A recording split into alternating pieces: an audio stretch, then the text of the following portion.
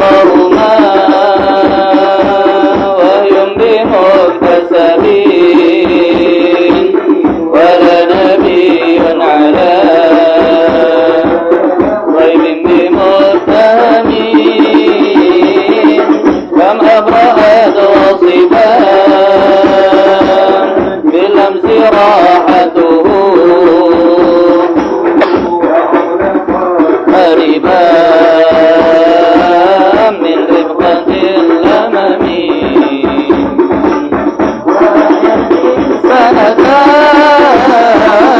شمأ دعوته حتى حكى نورة بالعذر الدهمي بعرض جلها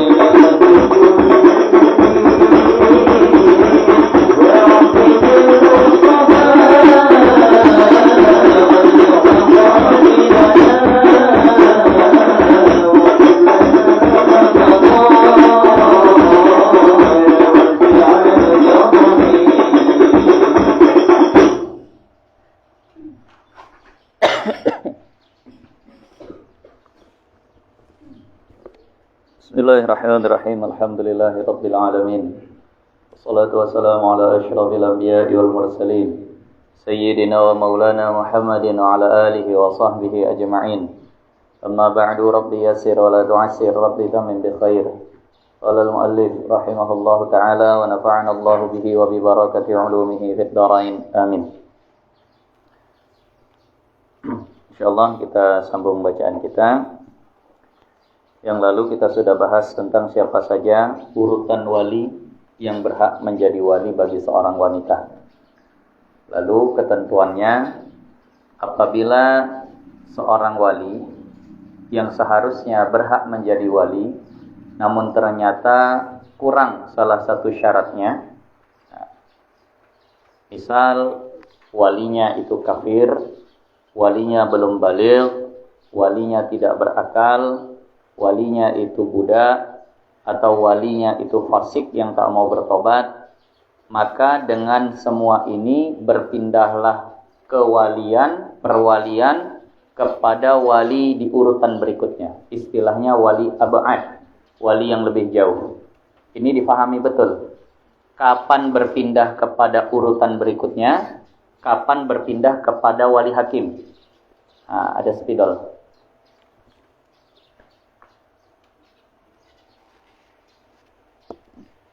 Kalau seorang wali tidak memenuhi syarat wali. Syarat wali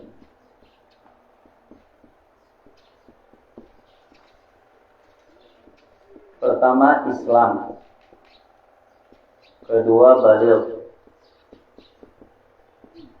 ketiga berakal,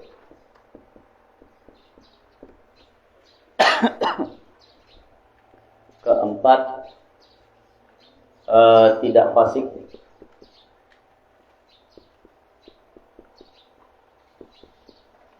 kelima merdeka. Nah, ini syarat wali. Ketika salah satunya tidak terpenuhi, salah satu tidak terpenuhi, perwalian berpindah kepada urutan berikutnya.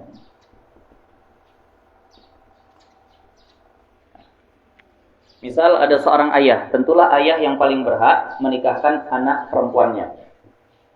Tapi misal ayahnya sudah pikun, sudah tak tahu lagi untuk menikahkan itu, Nah, di situ kita masukkan berakal atau sehat pikiran. Maka bukan pindah kepada wali hakim, bukan pindah kepada tuan kadi, tapi kepada urutan berikutnya. Siapa setelah ayah yang lalu? Kakek, kan gitu. Ternyata kakeknya kalau ayahnya saja sudah pikun, apalagi kakeknya lebih pikun lagi misalnya. Nah, ini berarti pindah kepada urutan berikutnya. Siapa urutan setelah kakek yang lalu? Saudara kandung. Ternyata saudara kandungnya misalnya masih kecil, adiknya. Masih kecil. Usianya masih 12 tahun, 13 tahun, belum baligh. Berarti kan juga kaitannya dengan syarat ini. Maka ketika saudara kandungnya itu tidak memenuhi syarat karena baligh, pindah urutan berikutnya. Habis saudara kandung siapa? Saudara seayah. Nah, ternyata saudara seayahnya lah misalnya ada yang memenuhi semua ini, saudara ayahnya lah yang menikahkan. Jadi kalau tidak bisa menjadi wali karena tidak memenuhi syarat perwalian, maka saat itu berpindahlah kepada yang lebih jauh. Misal saudara seayahnya itu tidak juga ada. Nah, habis saudara ayah pindah misalnya kepada, atau saudara ayahnya, saudara seayah sudah meninggal, pindah kepada anak saudara kandung, kan gitu. Anak saudara kandung. Nah, anak saudara kandung tak ada. Kenapa? Anak saudara kandung saudara kandungnya saja tadi belum baligh, kan gitu. Berarti nggak punya anak. Nah, maka beralih kepada anak saudara seayah. Anak saudara seayah, na'udzubillah, ternyata sudah murtad, sudah keluar dari Islam. Berarti tidak memenuhi juga. Teruslah kepada urutan-urutan berikutnya. Ini yang lalu. Sekarang yang akan kita pelajari, kapan perwalian itu pindahnya bukan kepada urutan berikutnya, tapi pindahnya kepada wali hakim, kepada kepala tua. Di sini disusun pakai nazam, pakai syair. Tambah payah memahaminya ini. Karena di situ tertulisnya pakai syair.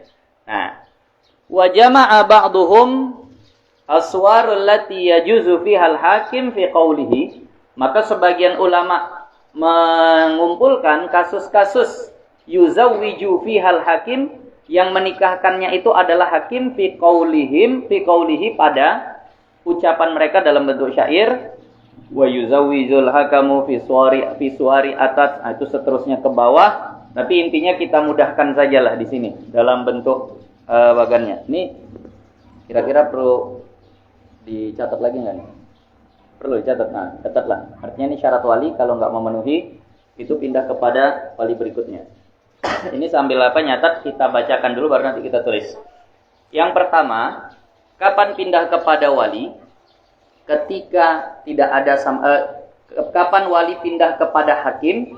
Ketika sama sekali tidak ada wali nasab. Tidak ada wali nasab.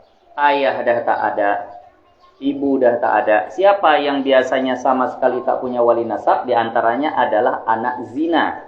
Anak zina itu tidak punya wali nasab karena dia tak punya ayah. Anak zina itu nggak bisa binnya kepada ayahnya. Berarti dia tidak punya wali nasab daripada ayah. Karena semua wali nikah itu dari pihak ayah. Nggak ada yang dari pihak ibu. Nah, nggak ada yang dari pihak ibu. Maka kalau seandainya orang tidak punya wali nasab sama sekali, maka yang menjadi walinya itu adalah wali hakim atau kepala kuah. Nah, wali hakim atau kepala kuah. Nah, ya, anak-anak ditenangkan. Nggak masalah ikut ngaji. Nah, kita bahas fikih munakahat, ini hasil dari munakahat soalnya mereka. Jadi biar aja lah. Nah, ikut ngaji. Baik. Jadi kalau seandainya sama sekali tak ada wali nasabnya, ayah tak ada, kakek tak ada, anak tunggal. Nah, paman ayahnya pun anak tunggal.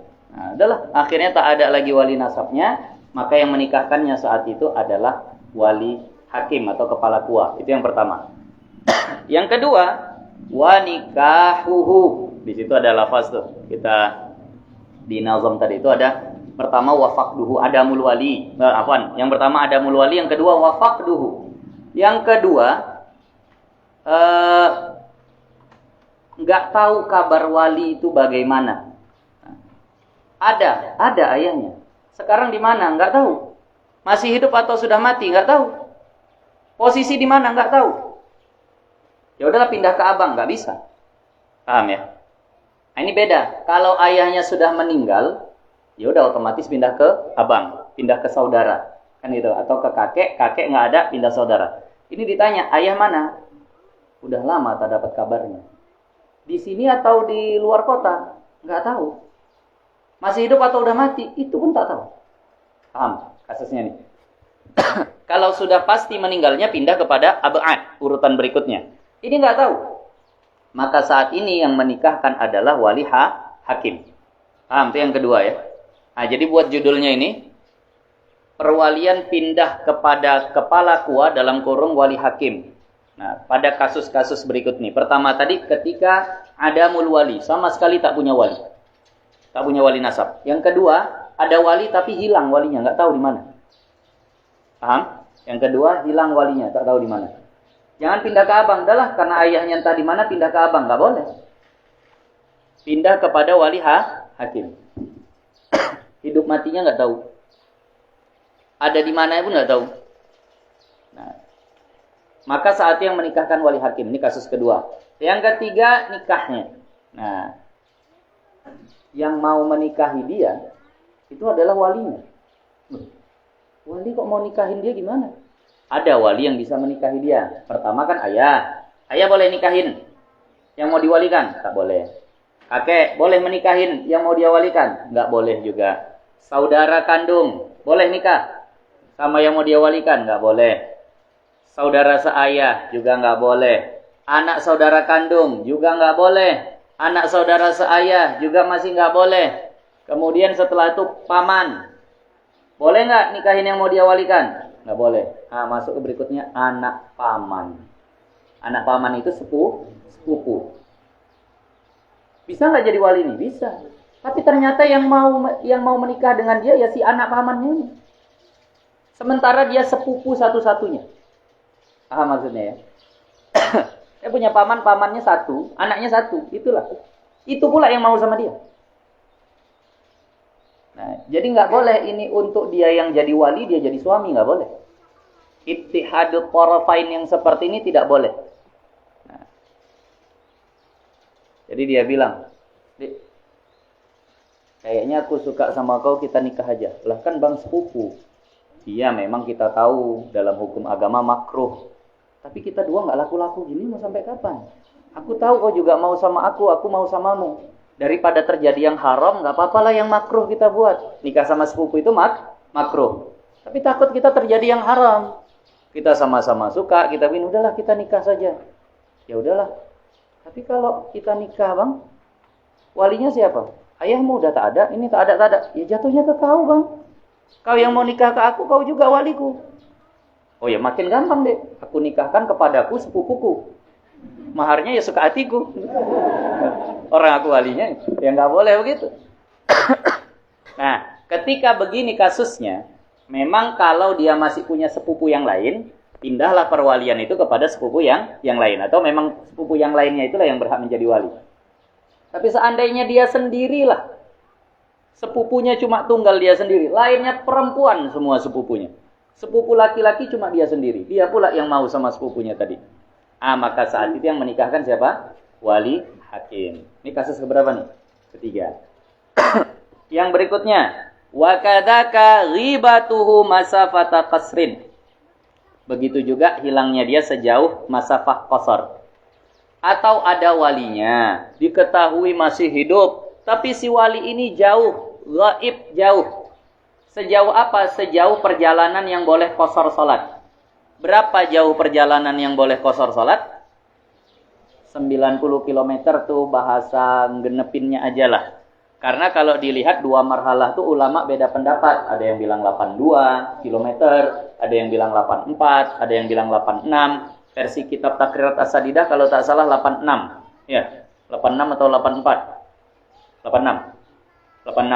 Nah, tapi ulama-ulama kita ini ihtiyatnya tinggi. Akhirnya udahlah 90 km kan saja. Akhirnya yang masyhur di kalangan kita 90 km. Bahkan ada yang bilang cuma 60-an kan. Nah, jadi 90 km. Kalau seandainya walinya ada, ayah ada. Masih hidup, masih sehat walafiat. Nah, bisa hadir kemari? Tak bisa. Di mana? Ayah misal dia di sini, ayah lagi ada di Tanjung Balai. Nah, maka saat itu ya udah abang aja, bukan, tidak berpindah kepada yang lebih jauh, tapi pindahnya kepada wali hakim. Hati-hati ya, jangan salah. Ini sangat-sangat mungkin kejadian. Ya udah abang aja yang nikahkan. Orang ayah nggak ada gimana? Ada ya, kita masih hidup. Iya, tapi kan jauh. Nah, kalau jauh bukan pindah kepada wali abad, tapi pindahnya kepada wali hakim. Inilah menjadi celah supaya tidak salah paham, tapi bukan untuk dilakukan. Sekali lagi, supaya tidak salah paham, tapi bukan untuk dilakukan. Nah, kau udah nikah? Udah. Tapi kayaknya ayahmu tak mau nikah kan? Kemarin tuh ayahmu bawa calon, kau nggak setuju sama calonnya tuh? Iya, lari kami ke Siantar. Di sana kami nikah. Oh, tak sah nih. Mana pula siapa yang jadi walimu di sana? Orang ayahmu masih ada. Ah, ini namanya salah paham. Sah nggak nikah dia nih? Sah, karena dia pergi ke Siantar. Dia pergi ke Siantar. Lalu dia nikah sama wali hakim yang ada di sana. Itu sah, tapi nggak layak dilakukan. Jangan habis itu, wah ada rupanya caranya. Nah, mau setuju ayah mau taat. Kabur aja 2 marhalah, habis itu nikah di sana. Karena memang berhak wali hakim sana tuh. Tapi biasanya, wali hakim ini pun, dia tak mau ambil resiko. Jadi kalau antum buat begitu pun dia akan tanya, kenapa tak ayah kalian? Kalau tak disetujui tak mau aku, telepon dulu ayah kalian. Biasa begitu. Kecuali alasannya untuk hal-hal yang mungkin bisa dia terima. Karena resikonya dia didatangi sama ayah kalian kalau kalian kayak gitu. Kok nikah kan anak gua jadi perkara. Nah, tapi secara hukum itu sah. Paham ya? Jangan kawin lari. Dapat ridho orang tua sajalah sudah. Nikah diridhoi saja kadang bermasalah, apalagi tak diridhoi. Nah, nanti mau bawa cucu bingung. Nah, kadang ada orang nih nekatnya begitu, udah bang, orang tua tak setuju, kita pergi aja jauh, Tanjung Bali atau ke Padang, kita nikah sana. Nanti balik kalau udah bawa cucu. Insya Allah kalau udah tengok cucu, luluh hati orang tua tuh. Begitu jurusnya anak sekarang. Iya kalau begitu. Nah, kalau seandainya dilaporkan ke polisi, betul begini. Nah, sekarang ini kan dianggap melarikan segala macam, jadi buronan. Maka pikir baik-baik, pikir matang-matang. Kita punya hukum negara. Antum bawa lari anak perempuan nikah di mana, antum bisa dikejar, bisa kena pasal nanti seperti itu. Nah, jadi maka perlu dipikirkan juga yang seperti itu. Tapi ingat ya, satu hal lagi, wali hakim itu hanya boleh menikahkan di kawasan kekuasaannya, di wilayah kekuasaannya. Jadi kalau memang larinya ke kecamatan mana, nikahnya harus di sana. Misal, begini, si laki-laki itu orang Percut-Setuan. Ingat, wali hakim wilayahnya itu kecamatan ya. Si laki-laki orang Percut-Setuan. Dia dapat istri orang Batangkuis. Udah beda kecamatan. Nikahnya di mana? Nikahnya di Batangkuis. Nah, maka si laki-laki ini bilang begini, aku kenal kua kecamatan Percut-Setuan. Timbang payah-payah nanti sama dia bisa gratis, kita bawa aja dia ke sana, nikahkan kita di sana. Enggak sah tuh. Kua Percut-Setuan cuma bisa menikahkan di area Percut-Setuan. Jadi kalau nikahnya di Batangkuis, kalau pakai wali hakim harus kua Batangkuis. Jelas ya? Dikit tadi. Nah. Kemudian wakada igma, begitu juga pingsan, tapi ini dhaif. Di bawah ada. Lakin kita lompat ke bawah karena di situ garisnya wakada ka igma. Lakin al-mu'tamad, tapi yang mu'tamad annal mughma alaih, bahwasannya orang yang pingsan tantaziru ifaqatuhu. Nah, tuntazaru ifaqatuhu, dinantikan, ditunggu sampai siuman. Ilam yazid ala salasati ayyamin. Kalau enggak lebih daripada 3 hari. Misal pas hari H, ayahnya pingsan. Nah, nggak mampu betul menguasai nengok anaknya. Datang dengan baju pengantin segala macam, bahagia kali, terlampau bahagia, pingsan ayahnya. Jadi kerjaan nih. Kenapa? Karena kalau seandainya lihat bahasanya situ. Kalau orang yang pingsan, tuntazor, ditunggu, ifaqatuhu, sampai sadar. Ilam yazid ala salasati ayam, kalau nggak lebih 3 hari. Ya Allah, kan jadi kerjaan tuh. Ya udah pindah ke abang, nggak bisa. Tunggu 3 hari. Nah, ini kuat-kuat jadi ayah, jangan pingsan, bikin kerjaan. Nggak bisa nikah, nanti anaknya nggak jadi nikah hari itu. Kalau memang terasa udah agak lemah, langsung saja wakilkan ke orang sebelum pingsan. Ini ayah kayaknya bangsa yang memang lemak bahagia kali pingsan, sedih kali juga pingsan. Nah, ini ayah takut pingsan, dah lah. Ayah berwakil kepadamu, nikahkan nanti adik kau. Jadi kalau setelah itu pingsan nggak ada masalah. Karena kalau pingsan wajib tunggu 3 hari. Nah, Tuan Kadi mana mau nunggu sampai 3 hari? Nah, itu yang kondangan kayak mana satu? Aduh, jadi masalah juga nih. Nah, ini nasnya seperti itu. Fa'in zadat, kalau lebih dari 3 hari, zawajal ab'adu. Yang menikahkan adalah wali ab'ad di urutan berikutnya. Baru pindah ke abang. Nah, jadi ilma di sini ini di garis bawahi, pingsan itu nggak masuk kepada berpindah kepada wali hakim. Supaya nggak salah nanti kalau ngajarkan kitab ini, jangan jangan terlupa tuh. Mughma alaih yang hitam atau pingsan ini dipindahkan kepada yang lain. Nah, kepada urutan berikutnya itu pun kalau sudah 3 hari. Kemudian apalagi wahab sumaniin, ditahan, dipenjara. Dan yang menahan itu mencegah dia, nggak boleh untuk jumpa sama siapapun. Anaknya mau nikah, ayahnya dipenjara. Nah, akhwat kalau ada terpal gelarkan di bawah atau tikar gelarkan di bawah situ. Anaknya mau nikah, ternyata ayahnya masih ditahan di penjara. Nah, ada nggak ayahnya? Ada. Dekat, cuma Tanjung Gusta. Tanjung Gusta ya, penjara kita. Nah, cuma di Tanjung Gusta. Ya udah, ini mau nikah bawa ke sana. Mau bawa ke sana nggak dikasih. Nah, kenapa nggak dikasih? Karena memang ayahnya buronan kelas kakap. Jangan. Semalam tuh jumpa sama seseorang aja langsung dikasih kunci begini segala macam kabur. Ini mau akad nikah Pak Sipir, tolong jumpakan kami sekedar untuk akad saja, nggak bisa. Takut kami ini kedok. Nah, entahnya mau ngasih ini itu segala macam. Pokoknya nggak boleh sama sekali dijumpai. Kalau kasusnya seperti ini bukan berpindah kepada yang lebih jauh, tapi berpindahnya kepada wali hakim. Paham tuh kasus berikutnya. Dicatat nanti. Nah, kemudian tawaril qadir. Tawaril qadir itu artinya tak mau tapi ditutup-tutupi. Si wali nggak mau menikahkan anaknya. Tauriah, beginilah, begitulah alasannya. Bukan terang-terangan, aku tak mau nikahkan kau. Bukan begitu. Tapi tiap anaknya bawa calon, ada saja alasannya yang begini, begitu, tauriah. Padahal dia mampu. Nah, ada saja. Kalau begini bukan berpindah kepada yang lebih jauh, tapi pindahnya kepada wali hakim. Yang berikutnya, ihramuhu, ketika walinya sedang ihram. Pas kebetulan mau menikah, ayahnya ternyata sedang ihram haji ataupun umrah, maka bukan pindah kepada abang, tapi pindahnya kepada wali hakim. Kemudian yang berikutnya ta'azzuz ma'a adalihi. Mirip artinya. Nggak mau tapi terang-terangan. Aku tak mau nikahkan kau. Nah, ketika dia katakan itu sekali, maka dia berubah menjadi wali adal namanya. Wali yang tidak mau menikahkan anaknya, maka saat itu yang menikahkan adalah hakim. Ini udah kita jelaskan yang lalu.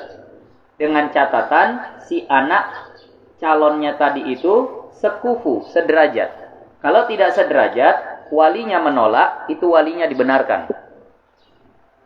Tapi ketika yang dibawa itu sederajat, salihah anaknya yang dibawa salih. Anaknya terpandang, laki-lakinya juga orang yang bagus keadaan sosialnya.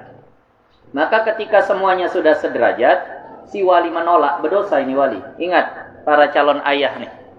Kalau seorang perempuan sudah datang dengan calon suami yang sekufu, sedangkan dia orang yang sudah layak menikah, usianya 20 tahun ke atas misalnya, bukan anak-anak lagi, sudah memang layak menikah.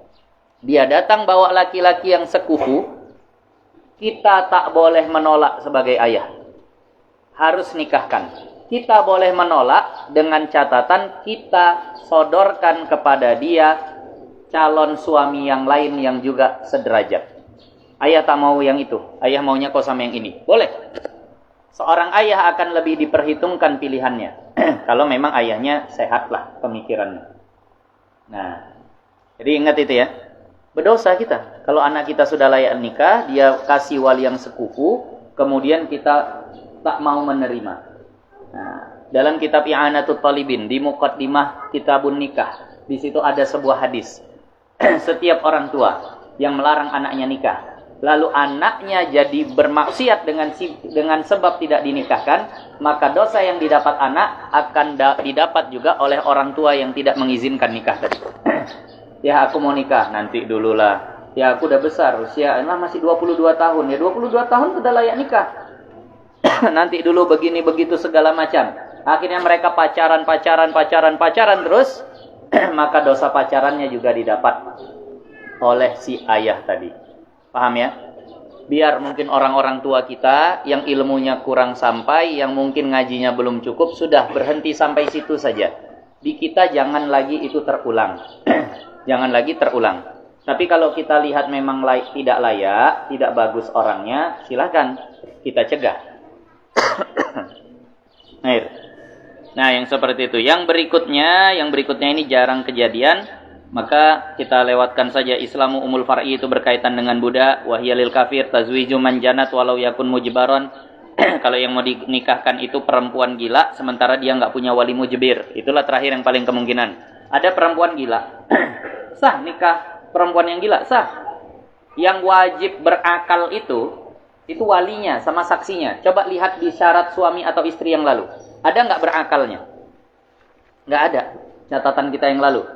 Syarat sahnya suami, syarat sahnya istri, nggak wajib berakal. Maka boleh suami istri itu gila dinikahkan. Tapi kalau ada perempuan gila, dia sudah baligh. Perempuan gila, dia sudah baligh. Maka yang boleh menikahkannya itu cuma ayah atau kakeknya. Ketika tak ada, maka pindah kepada wali hakim. Nah, ini kasus-kasus berpindahnya perwalian kepada wali hakim. Jelas ya?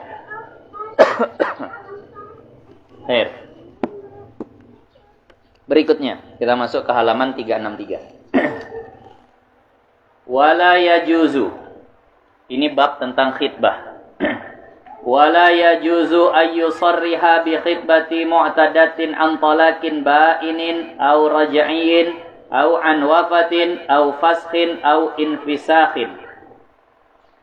Maka dan tidak boleh terang-terangan mengkhitbah wanita. Tidak boleh terang-terangan mengkhitbah wanita. Wanita yang bagaimana akan kita jelaskan. Pertama harus paham dulu apa itu khitbah. Khitbah itu menyatakan mau menikahi seorang perempuan, itulah khitbah. Menyatakan mau menjadi suami dari seorang wanita, itu adalah khitbah. Ketika ada seorang laki-laki berkata kepada wanita atau walinya. Perhatikan ya.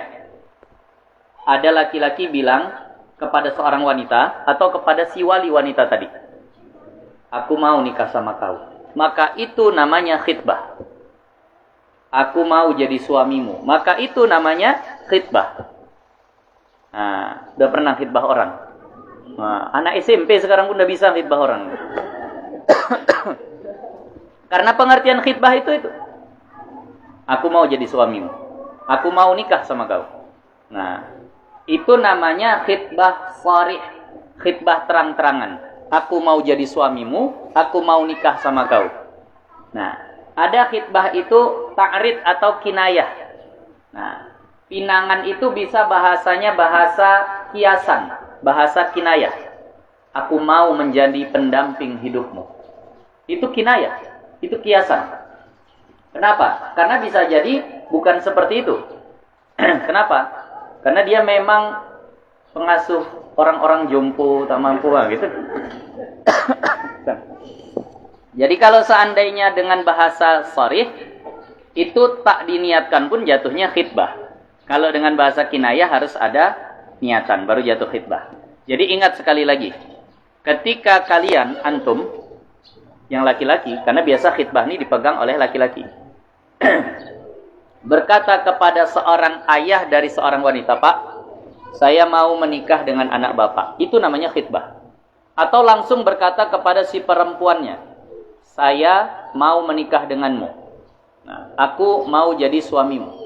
Kalau bertanya belum tentu khitbah. Kau mau nikah sama aku? Dia nanya sama perempuan. Itu belum khitbah, itu pertanyaan bukan pernyataan. Kau mau nikah sama aku? Oh mau lah bang, aku nggak mau. Kan bisa itu. Kan bisa jadi bukan menunjukkan dia mau nikah kan gitu. Dia cuma nanya. Nah, jadi pernyataan, khitbah itu pernyataan. Jadi kalau ada orang nanya gitu jangan dibilang, abang ngelamar nih. Enggak, cuma nanya. Nah, jadi kalau seandainya ada orang mengatakan itu yang namanya dengan khitbah. Nah, khitbah ini kalau terang-terangan dengan bahasa aku mau menjadi suamimu, aku mau menikah denganmu, itu tidak boleh diarahkan, tak boleh dilakukan kepada wanita mu'taddatin yang sedang dalam masa iddah. Antolakin ba'inin au raj'iyin. Nah, au an wafatin. Mau iddahnya tuh iddah talak ba'in, artinya talak 3, ataupun iddahnya itu iddah talak raj'i, talak 1, talak 2, ataupun iddahnya karena suaminya wafat, tak boleh. Nantilah, tunggu habis masa iddahnya. Nah, ini mohon maaf, hari Minggu banyak yang libur, jadi agak rame. Nggak apa-apa ya, impit-impitan. Kata Sayyidina Umar bin Khattab, kalau bukan karena bertemu lutut dengan lutut di majelis ilmu, aku tak mau lama-lama tinggal di dunia. Itu kata Sayyidina Umar bin Khattab. Jadi udah. Tafassahu fil majelis. Berlapang-lapang dalam majelis. Sekali lagi diulang.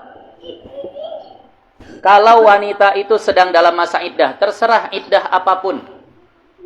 Mau iddah talak 3 yang sudah tak bisa rujuk, mau iddah talak 1 atau 2 yang masih bisa rujuk, atau iddah karena ditinggal wafat, maka tak boleh terang-terangan dalam meminangnya.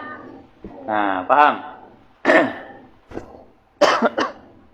Ada janda muda, usia masih 24 tahun. Nah, 2 tahun menikah, suaminya meninggal dunia. Nah, baik. Baru 2 tahun menikah, suaminya meninggal. Maka ketika kalian ada hajat sama dia, tunggu iddahnya habis. Berapa? 4 bulan 10 hari kalau ditinggal meninggal dunia. Jangan masih 2 bulan. Nah, itu langsung dibilang, aku mau jadi suamimu. Nah, berdosa kita kalau tahu. Berdosa. Paham ya? Apa alasannya? Kenapa tak boleh? Karena perempuan ini sebagaimana yang kita bahas yang lalu, diciptakan dengan 9 nafsu, 1 akal. Perasaan itu mewakili nafsu tadi itu. Maka takut dia baperan. Dibilang masih sebulan suaminya meninggal. Ada seorang laki-laki bilang, aku mau nikah sama kau, aku mau jadi suamimu. Akhirnya karena takut dia si laki-laki tadi ini berubah pikiran, bilang aja lo udah habis masa iddahku. Nah, akhirnya takut dia tak bisa menahan dirinya, dia pingin cepat saja. Nah, begitu juga yang dalam talak bain, udah ditalak 3, nunggu 3 kali suci, dipinang, maka ini bahaya. Kalau seandainya seperti itu, dia takut berbohong dengan masa iddahnya. Dah, jelas tuh ya. Fashin au infisakhin. Begitu juga kalau talaknya itu dari fasah atau infisah. Fasah atau infisah. Fasah itu berpisah tapi bukan talak. Infisah itu terpisah tanpa ada usaha. Sekali lagi. Fasah berpisah tapi bukan talak. Perpisahan seorang suami dengan istri itu ada 2 macam. Ada talak, ada pasah. Ada talak, ada pasah. Nah, kalau talak itu dengan ucapan, aku talak engkau, kita bercerai, yang sebagaimana, itu namanya talak. Tapi kalau pasah ini nggak begitu. Contoh pasah. Setelah menikah, ternyata si istri gila. Atau si suami gila. Kita nanti akan sampai ke pembahasan bahwa gila itu diantara aib yang membuat seseorang boleh membatalkan pernikahan. maka dia pasah, dia batalkan pernikahan. Pak Hakim mohon maaf, saya sudah disabar-sabarin, bukan saya laki-laki tak bertanggung jawab. Tapi siapalah yang tahan hidup satu rumah dengan orang yang jiwanya terganggu seperti ini. Tiap hari saya dicakar, tiap hari saya digigit, saya tak bisa hidup sama yang seperti ini. Mohon maaf, sepertinya saya tak sanggup. Maka hakim ketika mendapat pengaduan seperti itu akan mempasah nikahnya. Bukan mentalak ya, mempasah. Bukan jadi suami istri lagi. Si istri ambil masa iddah enggak? Ambil masa iddah. Nah, setelah mungkin dikatakan 2 bulan. Nah, 2 bulan. Biasanya kalau 2 bulan udah habis belum 3 kali suci? Belum ya? 2 bulan belum habis 3 kali suci.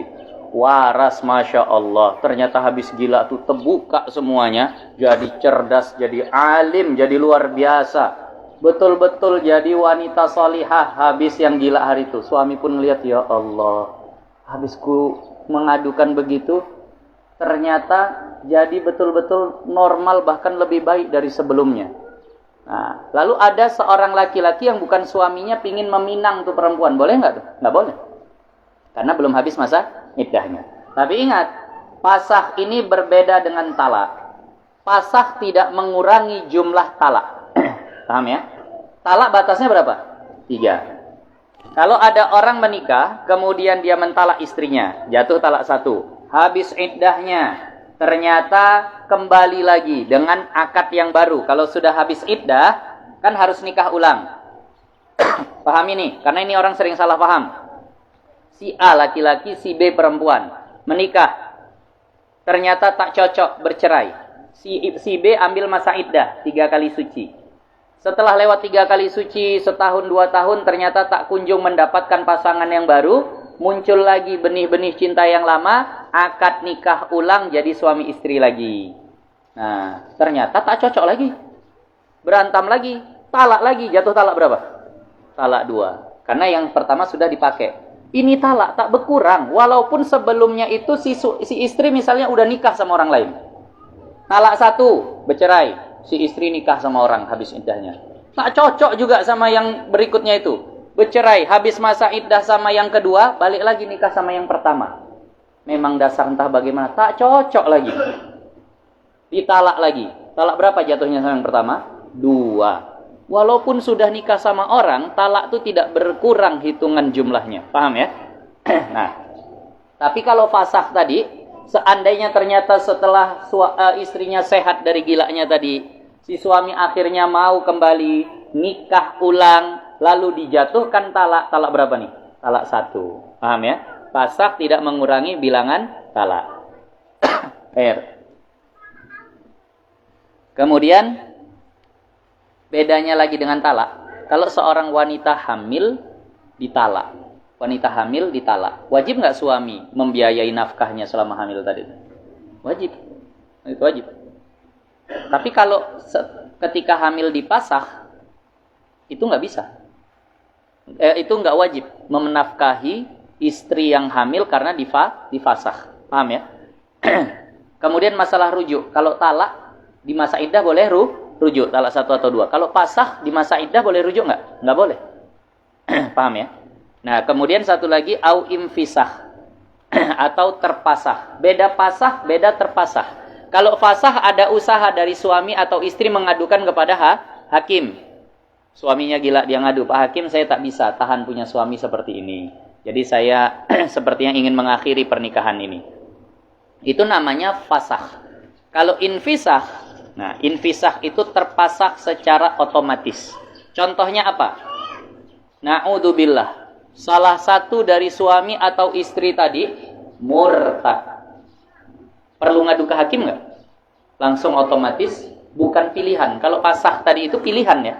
Mau lanjut nggak dengan istri yang gila? Kalau mau silakan, kalau nggak silakan pasah. Tapi ketika salah satu dari suami istri tadi itu murtad, pilihan nggak mau lanjut atau tidak? Ada pilihan? Otomatis tidak boleh lanjut. Itu namanya terpasah. Paham ya? Nah, ataupun contoh terpasah itu nanti kalau dibaca di kitab. Ini supaya nanti kalau terbaca paham. ada istri tua menyusui istri mudanya. Ada seorang suami nikah pertama, dah punya istri pertama. Lalu nikah kedua sama anak bayi umur setahun. Boleh nggak dalam Islam? Sah nggak nikahnya? Sah, tapi nggak boleh jima, kan gitu. Anak umur 5 bulan pun kalau mau dinikahkan itu boleh. Tapi nanti kumpulnya menjadi berperilaku sebagai suami istrinya ketika fisiknya sudah siap. Jadi ini ada laki-laki, istri pertama usianya 20 tahun, istri kedua usianya setahun. Kenapa lah begitu, entah bagaimanalah pokoknya. Akhirnya dia nikah sama anak setahun tadi. Nah, istri yang pertama ini lagi nyusuin anak. Maka sama istri yang pertama ini disusui madunya tadi itu, istri kedua si suami. 5 kali masa susuan. Dah, jadi anak susuanmu tuh dah. Bukan jadi istrimu lagi. Paham ya? Bisa lanjut nggak nih sama istri kedua? Nggak bisa lanjut, karena udah jadi anak susuannya. Paham maksudnya? Itu namanya infisah, terpasah. Itu bahasa di kitab seperti itu soalnya. Contohnya kok jauh kali Ustaz ke situ-situ, kayaknya nggak akan kejadian. Ini karena tertulis di kitab. Jadi nanti kalau baca kitab, contohnya begitu udah tahu, ini surahnya yang lalu. Nah, jadi kalau dia susui seperti itu, maka tidak bisa lanjut, itu terpasah. Tapi ini kan istri berarti terpisahnya sebelum dukhul, kan gitu kan? Terpisahnya sebelum dukhul. Nah tadi. Ini wajib si istri membalikkan separuh mahar suami. Kan dia waktu nikahin istri keduanya masih setahun tadi kan bayar mahar kepada keluarganya, kan gitu. Ya kan? Nah, maka wajib nanti dibalikkan mahar tadi separuhnya kepada suami. Seharusnya kan suami. Nah, ini hak suami harus dibalikkan sama istri pertama karena gara-gara dia. Nah, itu tadi. Nah, ini maksud dari redaksi yang barusan itu. Jadi nggak boleh itu semua di khitbah secara terang-terangan. Mau dia itu iddahnya dengan talak bain, raj'i, wafat, fasakh atau infisah. Wa yajuzu ta'ridu bi khitbatil mu'taddati ghairi raj'iyah. Kan tadi pembahasan kalau talaknya terang-terangan. Kalau talaknya dengan bahasa kiasan bagaimana? Boleh dengan bahasa kiasan meminang, mengkhitbah wanita yang dalam masa iddah kalau di masa iddah yang tak bisa rujuk. Nah, nggak boleh di masa iddah yang boleh dengan bahasa kiasan kalau wanitanya di masa iddah yang tak bisa lagi suaminya rujuk. Misal, ada seorang istri ditalak 3 sama suaminya. Nah, ada seorang istri ditalak 3 oleh suaminya. Si A, ini pria kita katakan. Nah, ini B, ini wanita kita bilang. Ini menikah mereka kemudian ditalak. Nah, di sini terjatuh talak. Nah, talaknya talak 3 lagi. Maka si B kan ambil masa iddah. 3 bulan, 3 kali suci. 3 kali suci. Bisa rujuk nggak B sama A nih? Di masa iddah yang 3 kali suci tadi itu? Tak bisa. Kenapa? Karena talak 3. Karena talak 3, maka tidak bisa lagi rujuk. Ini maksud masa iddah yang tidak bisa rujuk. Di masa iddah yang tidak bisa rujuk seperti ini, bolehkah laki-laki lain meminangnya? Boleh, tapi bahasanya harus kiasan, tidak boleh terang-terangan. Nah, paham? Apa bahasa kiasan? Nah, kalau itu kalian lebih pandai lah. Bahasa kiasan. Aku mau hidup bersamamu. Aku mau selalu ada di sampingmu. Baru ditalak 3, akhirnya tetangganya dengar, wah, cocok lah talak 3 berarti nggak bisa rujuk. Langsung dikasih kode ya namanya ya. Kalau terang-terangan tuh bukan kode, dikasih kode. Dengar semalam berantem, iya. Kayaknya hitung-hitung udah 3 kali, itulah Gampang kali dia kalau berantem tuh menceraikan-ceraikan. Udah aku bilang talak 3, udah tak bisa balik lah nih sama dia. Ya kalau diizinin sih. Nah, aku mau terus ada di samping. Apa pengertian kinayah atau ta'rif? Sesuatu yang bisa jadi mau nikah, bisa jadi bukan itu. Aku mau terus ada di samping. Memang iya, dia kan tetangga ya. Berarti maksudnya mau jadi tetanggaku terus kali gitu. Kan ada kemungkinan seperti itu. Atau dia bilang, udah tenang aja. Untuk selanjutnya, nah hidupmu biar aku yang tanggung.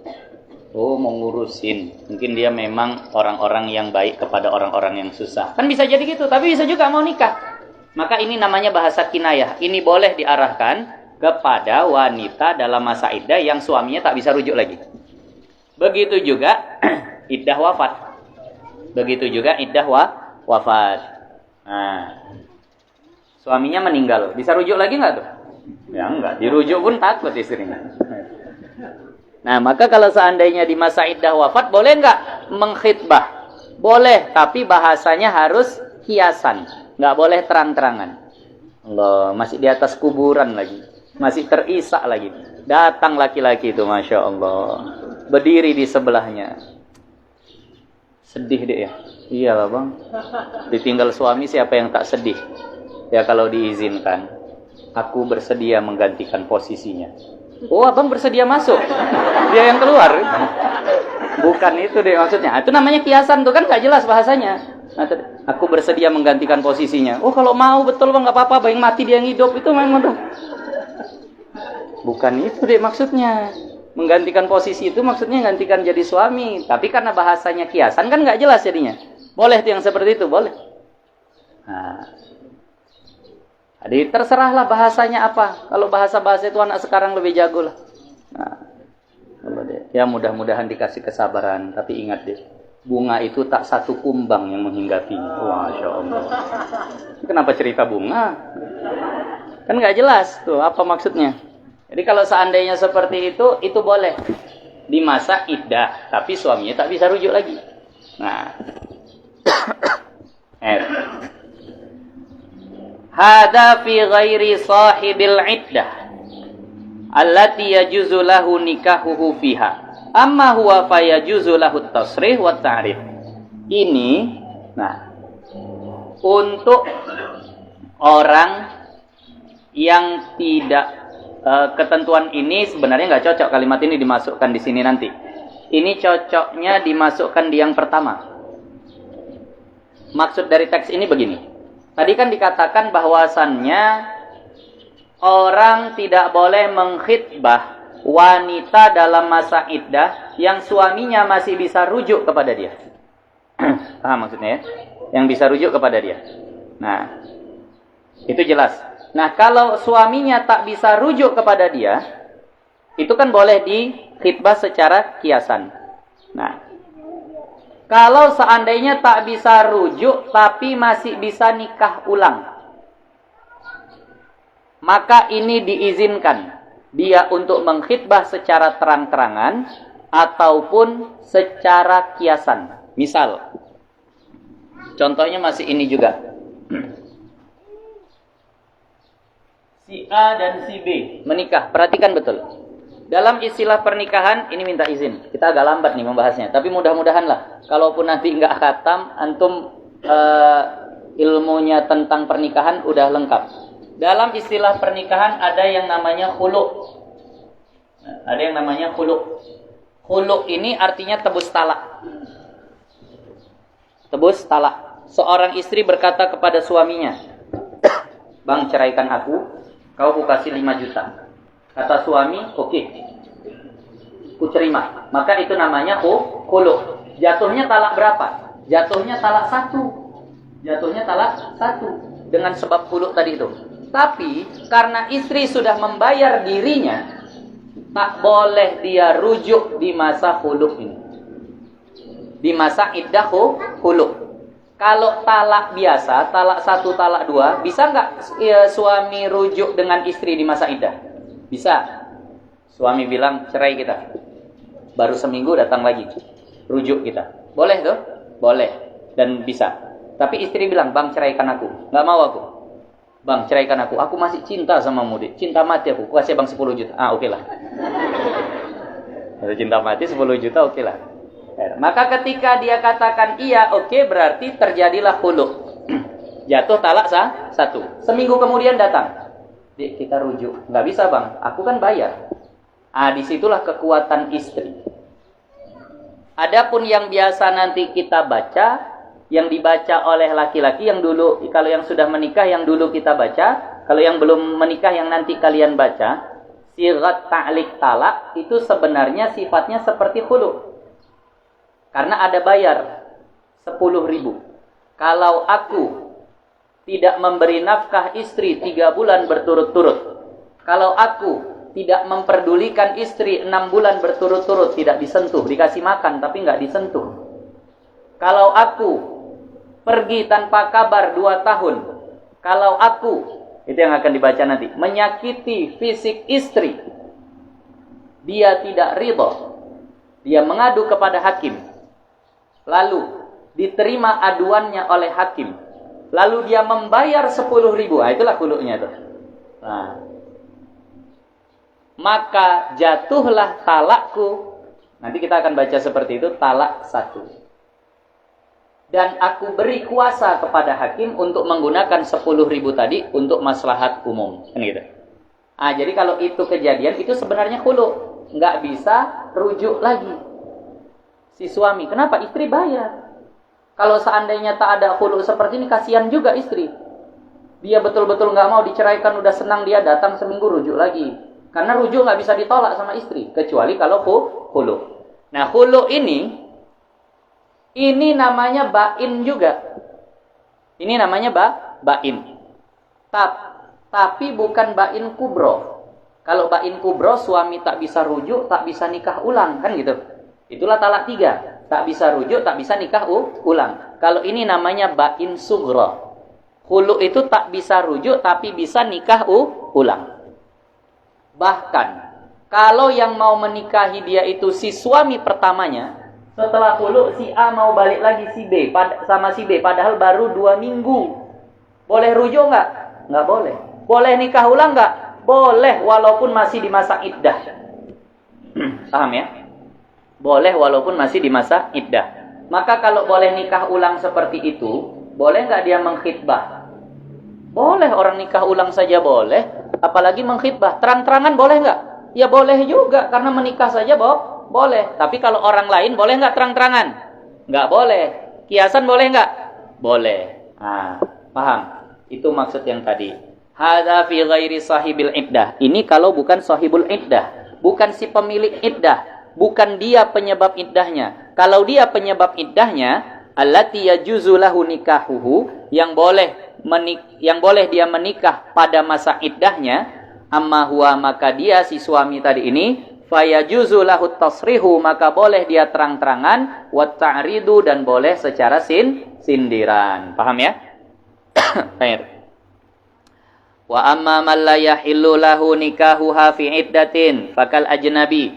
Adapun suami yang tak boleh menikahi istrinya di masa iddah, maka dia sama kayak orang lain. Talak 3. Boleh nikah nggak di masa iddah istrinya? Nggak boleh. Boleh nggak meminang secara sindiran? Nggak boleh. Bahkan secara kiasan pun nggak boleh. Nah, contohnya apa? Kama law wuti'at mu'taddatun bi syubhatin fahamilat hadal haml fala yajuzu li sahibiha khitbatiha fiha. Misal, ada seorang pria dikhulu oleh istrinya. Seharusnya dia ini kan bisa nikah ulang walaupun tak bisa rujuk. Kalau bisa nikah ulang boleh dikhitbah nggak? Boleh.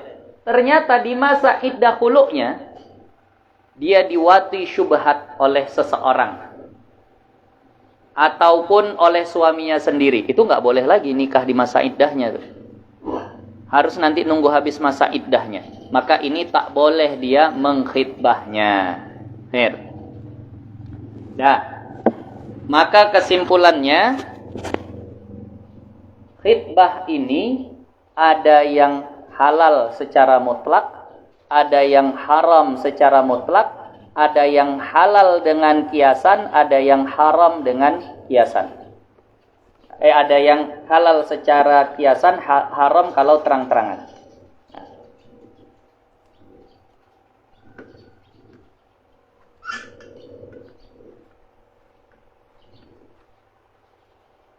Minta izin ya.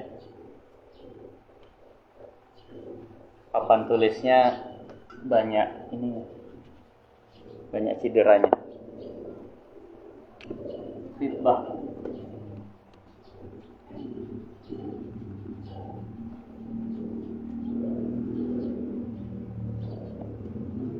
Khitbah. Bagi 3 nih.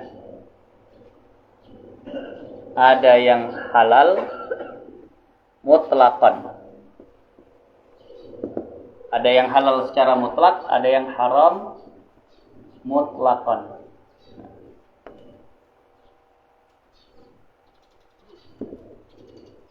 Ada yang halal ta'rif, haram tasrif.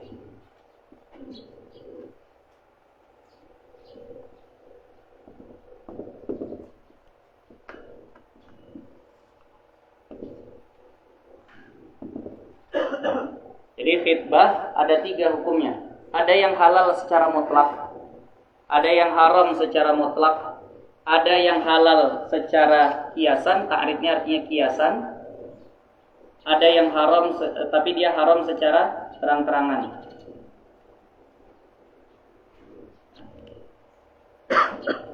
Yang halal secara mutlak siapa? Jelas wanita yang belum bersuami. Pertama, wanita yang kosong dari pernikahan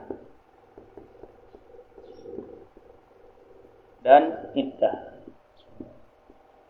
Dia tidak sedang menikah, dia juga sedang tidak beriddah. Maka ini halal secara mutlak, mau sindiran mau terang-terangan ya. Seperti akhwat yang di sini yang belum bersuami. Nah, maka kalau mau dipinang secara terang-terangan, secara sindiran, itu halal, nggak ada masalah. Nah. Lalu ada yang haram secara mutlak. Siapa yang haram secara mutlak? Wanita dalam ikatan pertama ya, yang pertama, wanita dalam ikatan pernikahan. Jangan istri orang. Istri orang dipinang, di khitbah, mau kiasan pun haram. Hati-hati, di dalam kitab dikatakan anti jamilatun, itu adalah takrib fil khitbah. Engkau tuh cantik, itu adalah bahasa kiasan mengkhitbah. Jangan puji-puji istri orang. Ingat tuh. Ada istri orang dibilang, ibu ini cantik kali ya, nggak boleh. Jangan. Itu bahasa kiasan dalam mengkhitbah. Nah, biar perempuan bilang perempuan nggak masalah. Jangan usik istri orang, nggak usah dikomentari macam-macam. Nggak tahu antum kerja nanti bangsa yang kumpul sama laki perempuan segala macam. Nah, Anda pernah pengalaman kerjaan satu kantor laki perempuan dulu waktu masih di madrasah dulu kumpul semua. Kadang bahasa-bahasa itu keluar dari suami orang ke istri orang.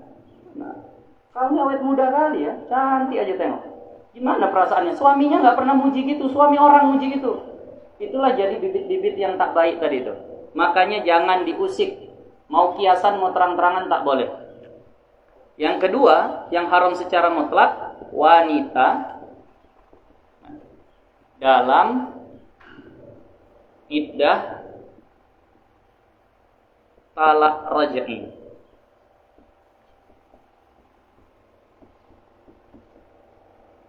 Ini yang haram secara mutlak juga. Dia memang sudah diceraikan, tapi masih dalam masa iddah. Iddah karena talak, karena cerai. Tapi raj'i, artinya apa raj'i ini? Suaminya masih bisa rujuk. Suami masih bisa rujuk. Ini nggak boleh juga diganggu-gugat. Sampai habis betul hubungan dengan suaminya, barulah boleh. Ini sindiran kiasan pun nggak boleh. Nah, itu haram secara mutlak. Nah, kalau halal secara kiasan, haram secara terang-terangan, ini adalah wanita dalam iddah bain, talak bain. Talak bain atau wafat. Atau talak wafat atau perpisahan karena wafat. Talak bain apa arti bain? Lawan dari raj'i. Suami tidak bisa rujuk. Nah, suami tidak bisa rujuk. Nah, suami tak bisa rujuk. Apa contohnya suami tak bisa rujuk? Khulu, fasakh, sama talak tiga. Nah, inilah contoh gambaran dari sini. Ya.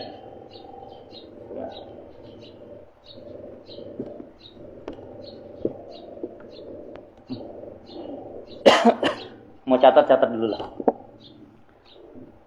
Sebenarnya belajar fikih itu kalau memang yang idealnya itu betul-betul harus diseriusin, kayak belajar biologi, kayak fisika. Kadang kita belajar fikih cuma dibacain aja begitu kan. Ya gitu saja udah alhamdulillah. Tapi seandainya di sekolah itu betul-betul dikonsep seperti bagaimana rumusan-rumusannya, ininya, itunya segala macam, seperti kita belajar fisika, kimia, biologi, insya Allah lebih ingat kita. Kenapa? Karena memang kehidupan sehari-hari, belajar wudu, belajar mandi wajib, belajar sholat, betul-betul dikonsep matang betul seperti kita kurikulum fisika, kimia itu. Karena kita mau bagaimanapun cobalah, bandingkan dulu waktu yang madrasah aliyah, yang waktu di MTS. Kalau belajar fisika, matematika, IPA, biologi, rasanya kurikulumnya itu mantap betul silabusnya. Ini itu segala macam. Makanya sampai bisa dibuat jadi BTBS tuh, bimbingan tambahan belajar siswa tuh. Nah, kita lihat tentor-tentor tuh betul-betul sampai menguasai konsepnya. Tapi giliran pas belajar fikih ya udah baca saja, ini saja, kurang keseriusan. Padahal kalau itu dibuat pasti akan lebih nempel. Kenapa? Wudu tiap hari, mandi wajib sering, sholat sehari 5 kali. Nah, ini yang nggak pernah dipraktekkan, seriusnya luar biasa. Rumusnya sampai diwarna-warnai kalau nengok di buku anak-anak sekolah tuh, Masya Allah. Cantik betul nyatatnya. Ngitung apa? Ngitung energi kinetik. Entah kapan-kapan ngitung energi kinetik, tapi cantik betul catatannya. Rapi betul silabusnya. Nah, ngitung apa lagi? Gaya sentrifugal, sentripetal, tahap apalah namanya. Tapi begitu seriusnya, padahal entah kapan prakteknya. Nah, maka nih, yang mudah-mudah nanti, kalau seandainya nanti ngajar, entah dikasih kesempatan ngajar di madrasah, aliyah kah, sanawiyah kah, serius ngajari fikih. Nah, sampai mereka betul-betul ketika ngamalin itu ingat dengan apa yang dipelajarin. Wudu betul-betul dipraktekkan sebetulnya. Nah, tapi itu juga kadang kita sayangkan, yang mengampu bidang pelajarannya, yang bukan ahlinya. Itu tadi. Nah.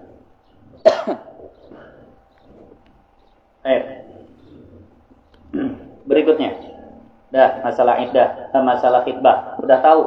Lihat-lihat nanti kalau mau khitbah. Nah, pastikan dia berada di 2 area ini. Nah, kalau yang mau paling aman yang ini pastikan. Yang ini agak kurang aman. Banyak bahasa yang harus dijaga. Nanti kalau mau mengkhitbah, bagus yang ini saja. Jangan sampai yang tengah nih berdosa. Kalau lakukan pada yang tengah itu haram secara mutlak. Tidak boleh di situ.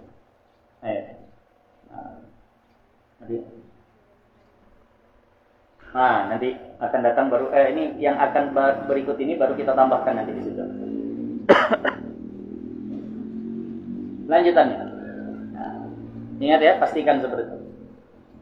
Wa tahrumul khitbatu, dan haram juga meminang. Alal khitbati, di atas pinangan. Yang penting. Haram meminang di atas pinangan. Jangan dikhitbah perempuan yang sudah dikhitbah orang. Ida, ada idanya, bukan mutlak. Silahkan dipinang kalau tidak memenuhi idanya ini. Ida ujibal awwalu, jika sudah diterima pinangan yang pertama. Kalau belum, silahkan timpah, nggak masalah. ada seorang wanita dipinang oleh seorang pria. Aku ada rencana menikahimu. Bahkan begini, satu hal yang perlu dicatati, untuk meminangnya itu dari laki-laki. Untuk menerimanya itu dari pihak perempuan. Kalau dia masih gadis, maka yang berhak menerima adalah walinya. Sekali lagi, antunna yang masih gadis nggak berhak menerima pinangan. Yang berhak menerima pinangan adalah walinya, wali mujbir, ayah atau kakek. Jadi apa-apa kalau ada laki-laki datang jangan, iya bang, aku juga mau. Enggak, tanya ayah dulu. Tanya ayah dulu. Karena kalau masih gadis, belum punya pengalaman. Tanya yang sudah berpengalaman, ayahnya. Tapi kalau dia sudah janda, nggak usah tanya ayah. Dia yang memegang dirinya sendiri. Kenapa? Dia udah punya pengalaman. Nah, paham ya? Ya. Yang berhak menerima pinangan itu adalah ayahnya.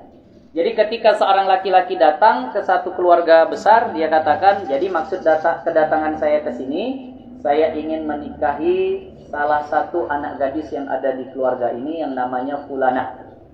Bagaimana kira-kira? Kata ayahnya, begini, karena ini perkara penting, mungkin tak bisa dijawab saat ini juga, beri kami waktu seminggu. Nah, balik si laki-laki. Dalam waktu seminggu itu, boleh nggak orang meminang si perempuan itu lagi? Boleh. Kenapa? Lam yujabil awwalu. Belum diijab, belum diterima, belum dijawab pinangan yang pertama. Nah, jadi seandainya kawan kalian baru datang, gimana? Seminggu katanya, aku masuk lah ya. Silahkan. Nggak usah dibilang-bilang, masuk aja. Kalau antum mau masuk, halal. Tapi kalau seandainya izin sama orangnya, pasti akan berat hati juga. Nah, kalau belum dijawab, silahkan. Kalau sudah dijawab, jangan macam-macam. Nah, kalau sudah dijawab, bagaimana? Alhamdulillah, sudah diterima. Udah, nggak bisa lagi tuh macam-macam. Nah, boleh nggak setelah diterima itu, si perempuan yang sering jadi pertanyaan, si pihak laki-laki menerima pinangan orang dan membatalkan pinangan yang pertama. Sah nikahnya, boleh nikahnya, tapi sebagian ulama mengatakan makruh karena menyakiti hati laki-laki yang pertama. Karena belum ada akad. Belum ada akad. Bahkan ada yang mengatakan bisa jadi haram. Nah, itu tadi. Nah, ya misal beginilah. Yang datang ini udah lama nunggu perempuan ini tak nikah-nikah. Nah, tak nikah-nikah. Lama betul usia udah sampai Masya Allah hampir 32, 33, itu kan begitu. Makanya ya bijak-bijak lah ya memilih. Jangan terlalu memilih, tapi jangan sampai nggak punya pilihan. Nah ingat dulu, perempuan itu dalam menanti jodohnya kayak anak sekolah yang nunggu angkot. Dia nunggu jam 6 pagi, lewat angkot lambat, berpaling, lambat. Tengok kedua, kencang tapi kok agak padat, nggak mau juga lah. Yang berikutnya, lapang, kencang, tapi kok kayaknya angkotnya buruk kali, kotor kali. Nggak usah lah, tengok jam, ya Allah udah jam 7.15. Datang yang keempat, udah buruk, padat, lambat. Tetap naik juga dia pasti itu, paham maksudnya ya? Timbang terlambat kan gitu. Akhirnya yang tadi 3 tuh ada minus-minusnya sedikit, dia tolakin, akhirnya sampai lambat ke sekolah. Nah, pernah lihat? Kalau udah terlambat, gantung pun jadi. Sekarang nggak ada, jarang nengok anak sekolah gantung. Dulu zaman anak sekolah itu masih ada gantung, Masya Allah. Tuh udah sisiran rapi-rapi sampai sana naik semua juga rambut.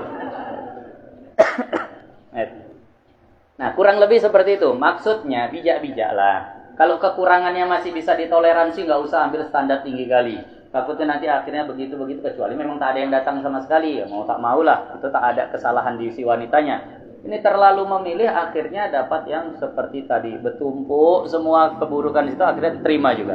Nah, kalau supir angkotnya, biasa aja ya. Nggak ada masalah supir angkotnya.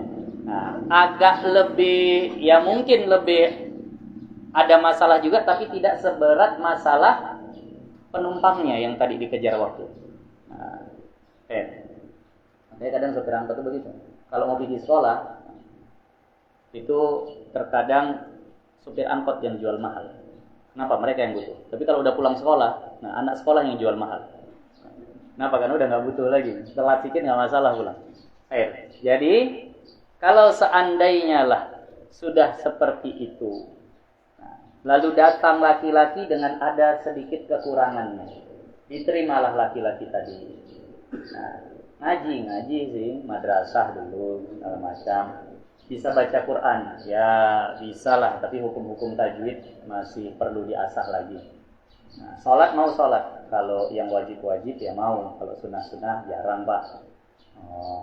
Hafalan Quran 3 kul Pak. Kul a'udzu birabbil falaq, kul a'udzu birabbin nas. Kerjaan, alhamdulillah kalau kerjaan yang penting halal lafaz saja dikerjain, ya udahlah diterima. Atau belum diterima, atau sudah diterima lah, ya udah diterima. Kapan lah ditentukan tanggal, kira-kira 3 bulan lagi. Selang seminggu datang, assalamualaikum, waalaikumsalam, pakai jubah, pakai serban. Ada apa? Nak meminang, dia nggak tahu kabar, namanya dia baru pulang dari pondok, atau baru pulang dari Mesir, dia nggak tahu kabar bahwasanya perempuan ini sudah diterima, sudah menerima pinangan orang. Dia datang. Dari mana? Alhamdulillah, baru selesai S2 di Al-Azhar. Oh, S2 di Al-Azhar itu bagaimana? Hafal Quran. Kalau hafal Quran itu sudah jadi kewajiban, bukan lagi kesunahan, Masya Allah. Ngajilah. Ya ngajilah Pak, namanya di Al-Azhar. Ini lagi ngarang kitab fikih. Masya Allah. Itu gimana tuh kalau seandainya begitu? Niat tujuan apa? Katanya fulanah anak bapak ya, saya rencana hendak meminangnya. Jadi orang tua pun gimana coba saat seperti itu? Nah, memang ya sana bakal tersakiti. Cuma ini kan bakalan bahagia anak dapat yang seperti ini. Jelas yang tadi hukum tajwid, Masya Allah. Nun mati bertemu bak saja nggak tahu hukumnya apa. Nah, jadi kalau seandainya seperti ini bagaimana? Boleh nggak ini diputuskan ke situ? Memandang yang seperti ini boleh. Memandang yang seperti ini bolehlah, nggak masalah. Apalagi maslahat kan untuk anak. Yang si orang tadi itu pun sebenarnya kalau seandainya seperti itu agak toleransi lah hatinya. Karena sangat-sangat wajar kalau seandainya orang seperti itu beralih. Ya sudahlah, abangnya apalah dia. Walaupun mungkin sakit hati, tapi sebagian ulama katakan tak sampai haram. Kalau dengan sebab seperti itu, tapi makruh. Ada memang yang menghukumi haram karena menyakiti hati tadi, tapi kebanyakan ulama karena memandang hal ini itu, apalagi maslahatnya sampai seperti itu. Sul i'radun dan tidak ada dan tidak berpaling orang yang sudah mengkhitbahnya. Kalau ternyata laki-laki yang sudah mengkhitbah diterima pinangannya, ternyata nggak kunjung datang lagi, tak ada kabar lagi. Di WA tak balas, ditanya bagaimana persiapan tak ada jawaban. Ini kan kesannya i'rad, berpaling dari pinangan yang pertama tadi itu. Maka boleh dia nerima pinangan berikutnya. Kalau dia datang lagi, loh tapi udah terima. Ya selama ini di WA ditanya kelanjutannya nggak ada kabar, gimana? Nah itu kan udah i'rad namanya. Nah yang seperti itu boleh dia terima pinangan yang berikutnya. Jelas ya? Nah, jangan meminang. Kalau urusan mereka membatalkan dengan yang pertama, itu silahkan. Nah, tapi jangan meminang di atas pinangan orang lain. Jangan begini. Tetap masuk saja walaupun sudah tahu. Itu kita berdosa. Jelas si laki-lakinya berdosa. Tapi bagi perempuan yang datang laki-laki berikutnya, kalau memang tak ada uzur-uzur kali seperti tadi maslahat yang betul-betul nampak, tak usahlah ditolak yang pertama. Kalau ya cuma 11-12 sajalah begitu. Tapi kalau nyata memang betul-betul nampak maslahatnya lebih banyak di sini, nah ini udah terima, tak masalah lah di sini. Walaupun mungkin laki-laki pertama sakit hati. Kalau antum ada di posisi laki-laki yang pertama, nah maka sudah toleransi saja. Nah, insya Allah karena laki-laki ini masih agak lebih mudah dibandingkan dengan wanita untuk masalah yang seperti itu. Baik. Wa nisa'u sayyibatun wa abkarun. Nah, habis masalah khitbah, jelas ya? Masalah khitbah. Nah, jelas insya Allah. Siapa tadi? Apa pengertian khitbah udah tahu? Nah, itu dimasukkan dalam ingatannya. Nah, ini Syawal nih. Nah, tinggal kalau mau praktek dulu dengan itu. Nah, khitbah itu apa? Nah, kemudian kalau yang perempuan siapa yang berhak menerima khitbah? Kalau masih gadis, ayahnya. Kalau sudah janda, dirinya sendiri boleh. Nah, kemudian ketentuan. Kalau sudah diterima dan belum diterima. Nah, siapa yang boleh terang-terangan, siapa yang boleh sindiran, difahami betul. Wan nisa'u sayyibatun wa abkarun, dan perempuan itu ada yang sayyibat, ada yang abkar. Sayyibat jamak dari sayyib, Abkar jamak dari bikr. Nah, fal bikru, maka bikru, apa itu bikru?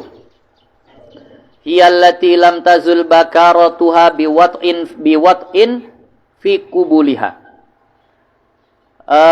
Perawan itu, bikr itu perawan, sayyib itu apa? Yang tidak perawan lah kita artikan.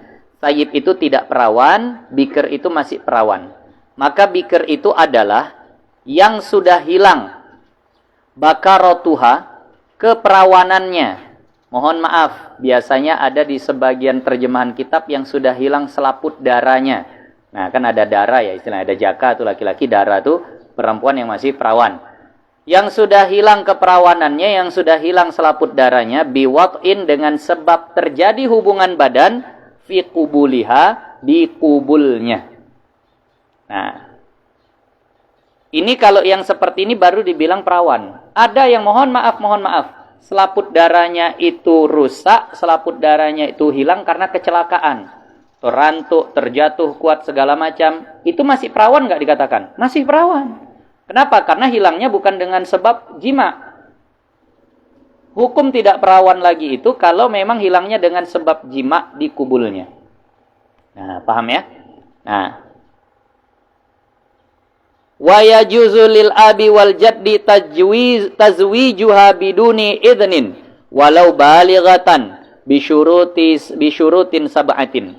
Kalau perempuan masih perawan begini, ketentuannya apa? Yajuzu lil ab, boleh bagi ayahnya, wal jaddi, dan boleh bagi kakeknya, tazwijuha, menikahkannya, biduni idnin, tanpa izin dari si wanita tadi. Walau balighatan, walaupun si perempuan itu sudah baligh. Paham ya? Kalian ini yang masih perawan, kalau tiba-tiba sudah dinikahkan sama ayah, itu sah. Kalau tiba-tiba sudah dinikahkan sama ayah, itu sah. Ayahnya jumpa sama seorang laki-laki. Nah, ternyata laki-laki itu kenal dengan kalian. Nah, misalnya, tahulah zatnya yang mana si perempuan itu. Lalu ditawarkan, aduh ini jarang jumpa laki-laki, kau mau nikah sama anakku? Kebetulan saya cari istri, anak bapak mana? Ini fotonya. Misal begitu. Boleh lihat langsung pak, orangnya lagi jauh. Ya masalah melihat tadi itu kan cuma sunnah ya, yang semalam. Nazar langsung itu sunnah. Kalau dia tetap setuju boleh. Boleh, nggak ada masalah. Nah, akhirnya ya sudahlah, sepakat dinikahkan. Panggil 2 orang saksi. Saya nikahkan kepadamu anakku fulanah binti fulan, mas kawinnya sekian. Atau nggak usah sebut mas kawin, karena nanti ada syarat harus mahar misil. Saya nikahkan kepadamu anakku fulanah, saya terima nikah fulanah. Sudah, sahlah tuh nikah. Nah, anaknya pulang kuliah segala macam, nah ini suamimu. Loh, kapan nikahnya ya? Barusan ayah nikahkan, pinggir jalan jumpa sama laki-laki ini. Soleh betul. Mau bagaimanapun tetap sudah jadi suami. Tapi dengan syurut sab'ah. Ini istilahnya wali mujbir, ijbarun nikah. Nikah paksa tanpa izin. Paham ya? Ini hanya boleh bagi laki-laki yang bagi perempuan yang masih gadis. Masih perawan. Tapi dia ini sah bisyurutin sab'atin, dengan 7 syarat. Syarat yang pertama dipecah 2 yang syarat ini. Arba'atun li sihhatil aqdi. Nah, 4 itu dengan memandang sahnya akad. Jangan yang dinikahkan tadi itu. Kalau ternyata itu adalah rival dagang, rival bisnis, Masya Allah. Nah, antara memang tak bisa berdamailah dari dulu. Mungkin dulunya satu perusahaan, bersyarikah, terjadi pecah kongsi, udah payah lagi untuk menjinakkan hati satu sama lain. Lalu itu pula yang dinikahkan kepada dia oleh ayahnya, maka ini tak sah akad nikahnya. Paham ya? Ya pasti nggak harmonis nanti hubungannya. Nah, kemudian yang berikutnya wa ayyakuna zauju kuf'an, bahwa si suami tadi itu sederajat, sekufu. Paham ya? Kalau jauh di bawah dia atau tak sederajat, misal derajat ini kufu nanti ini banyak. istrinya orang Arab dinikahkan dengan orang Indonesia. Mohon maaf, mau tak mau memang secara nasab, secara qabilah itu nanti tidak sederajat. Nah, karena dengan diutusnya baginda Nabi di kalangan orang Arab, Arabi, maka itu membuat Arabi itu menjadi lebih tinggi. Diutusnya Nabi Muhammad di qabilah Quraisy, maka membuat qabilah Quraisy itu lebih tinggi dari qabilah-qabilah yang lain. Diutusnya Nabi Muhammad di qabilah Quraisy, di Bani Hashim dan Muttalib, itu membuat Bani Hashim dan Muttalib itu menjadi lebih tinggi daripada yang lain. Nah, jadi makanya ini juga termasuk kafaah. Kalau dari segi itu, misal ayahnya menikahkan anaknya yang Quraisy kepada suku lain dari kalangan orang Arab, maka ini tidak sah. Kenapa? Tidak sekufu. Bisa paham ya? Nah, baik. Kemudian musiran bihalis sadaqi, dan dia mampu membayar mahar. Kalau nggak mampu bayar mahar, nggak sah nikahnya. Jelas ya? Wa salasatun dihillil iqdami alal aqdi, dan 3 lagi untuk halalnya melakukan akad.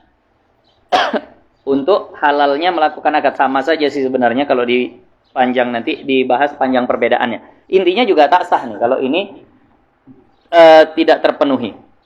Kaunuhu bimahril misil, maharnya harus mahar misil, nggak boleh ayahnya yang tentukan. Maharnya harus mahar misil, lebih boleh, kurang dari mahar misil tak boleh. Paham ya? Nah. Halan harus tunai, nggak boleh ngutang.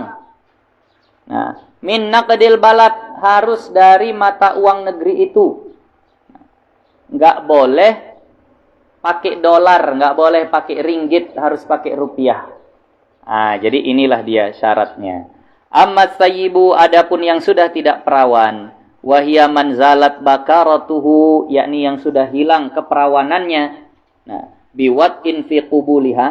Nah, yang dengan sebab jima di kubulnya, walau haraman, walaupun haram, mohon maaf, berzina dia, atau mohon maaf, dizinahi dia. Nah, diperkosa misalnya, yaitu hukumnya sudah tidak perawan, hukumnya sayyib. Kenapa? Karena dikubul. Au min ghairi adami, mohon maaf, walaupun yang melakukan itu bukan manusia. Nah, digagahi gorila dia misalnya. Ya tetap namanya bukan perawan juga, karena di situ au min ghairi adamiyin. Fala yajuzu tazwijuha, maka tidak boleh menikahkannya si wali tadi illa bi idniha, kecuali dengan izinnya, balighatan, kalau dia sudah balik. Wa kadzal bikra idza zawwajaha ghaira abiha wa jaddiha, begitu juga wanita yang gadis, kalau yang jadi wali itu bukan ayah atau kakeknya. Abang tidak berhak menikahkan paksa. Yang berhak menikahkan paksa, menikahkan tanpa izin cuma ayah dan kakek. Yang udah tak punya ayah, tak punya kakek, abangnya menikahkan tanpa izin, sah nggak tuh? Nggak sah. Paham ya? Pamannya juga nggak sah. Nah, masalah itu perlu difahami. Baik. Sabar ya. Ini dari tadi ngomong saja. Nggak bisa minum. Jadi makanya itu menulis sabar-sabar. Baik.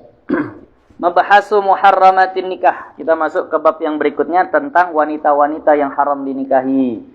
Pahami, jangan sampai menikahi orang yang ternyata mahram kita. Al-muharramatu qismani. Wanita yang haram dinikahi itu ada 2 bagian, ada 2 macam. Muharramatun 'alat ta'bidi, mahram abadi, mahram selama-lamanya. Nah, wa muharramatun la 'alat ta'bid, dan mahram tidak selama-lamanya, mahram sementara. Jadi kemahraman itu ada 2 macam. Ada mahram selama-lamanya, mahram abadi, mahram 'alat ta'bid, dan ada kemahraman itu la 'alat ta'bid, tidak selama-lamanya, atau di sebagian kitab nanti dikatakan muaqqat, berwaktu. Walil awwali, dan bagi yang pertama, salah satu asbabin, yakni yang haramnya, yang mahramnya selama-lamanya, itu sebabnya ada 3. Sebab kemahraman selama-lamanya itu ada 3. Yang pertama qarabatun, kekerabatan. Waradha'un, dan persusuan. wa musaharatun, dan pernikahan. Inilah yang bisa menghasilkan kemahraman ta'bid. Alat ta'bid, kemahraman selama-lamanya.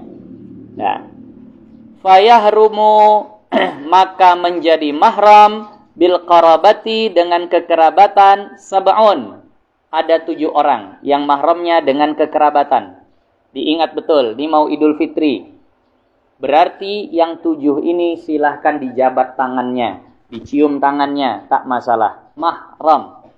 Tapi kalau sudah tidak masuk yang 7 ini, tak boleh. Li ayyut'ana fi ra'si ahadikum bimihyati hadidin, bahwa ditikam, ditusuk kepala kalian dengan besi, nah, dengan jarum ataupun dengan sesuatu yang runcing dari besi, ditusuk kepala itu, khairun, itu masih lebih baik, min antamassa atau min ayyamassa man la yahillu lahu, daripada dia sentuh orang yang tidak halal baginya. Jadi jangan berjabat tangan kalau seandainya di situ tidak ada hubungan kemahramiyahan. Nah. Dhabituhunna. Nah, ketentuan rumusannya, tahrumu nisa'ul qarabati illa man dakhalat tahta waladil umumati aw waladil khaulati. Nah, amumati aw khaulati. Mahram seluruh wanita dari sebab kekerabatan selama dia tidak masuk kepada anak dari paman, anak dari saudara ayah, juga tidak masuk kepada golongan anak dari saudari ibu. Artinya, kalau masih ayah, ibu, mahram. Saudara, mahram. Anak saudara, masih mahram. Paman, masih mahram. Anak paman, itu dah enggak. Anak paman sudah tidak. Nah, paham ya? Anak paman itu sudah tidak.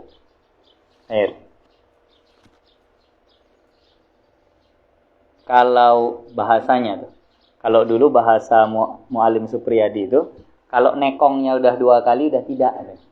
Nih misal nih, karena dulu bahasakan apa ya? Nah, ini ada ayah, di bawah ayah apa berarti?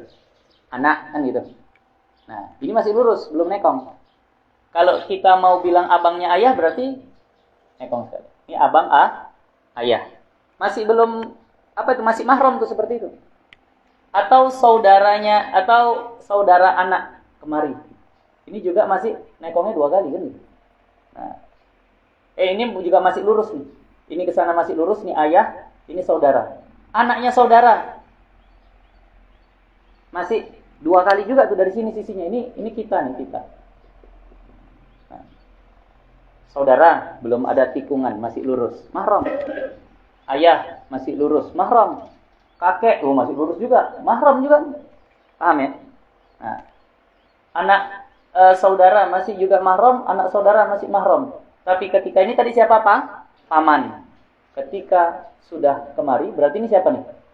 Anak Pak, paman. Udah berapa kali beloknya nih? 1. Ini masih lurus. 1, 2. Itu sudah tidak mahram. Ini pun kalau ke kakek nih, ini kan masih lurus nih. Kakek. Belok kemari, berarti siapa nih? Abangnya kah? Kakek. Masih mahram nggak tuh? Masih mahram. Tuh. Jadi kalau dia masih begitu, dulu Mu'alimun Supriyadi sistemnya jelasinnya begitu. Nah, wallahu a'lam lah, makin mudah atau makin paham, tapi ya kita masih paham sampai situ. Nah, maka di sini dibahas. Ini sudut pandangnya laki-laki, nanti tinggal dikiaskan saja kepada perempuan.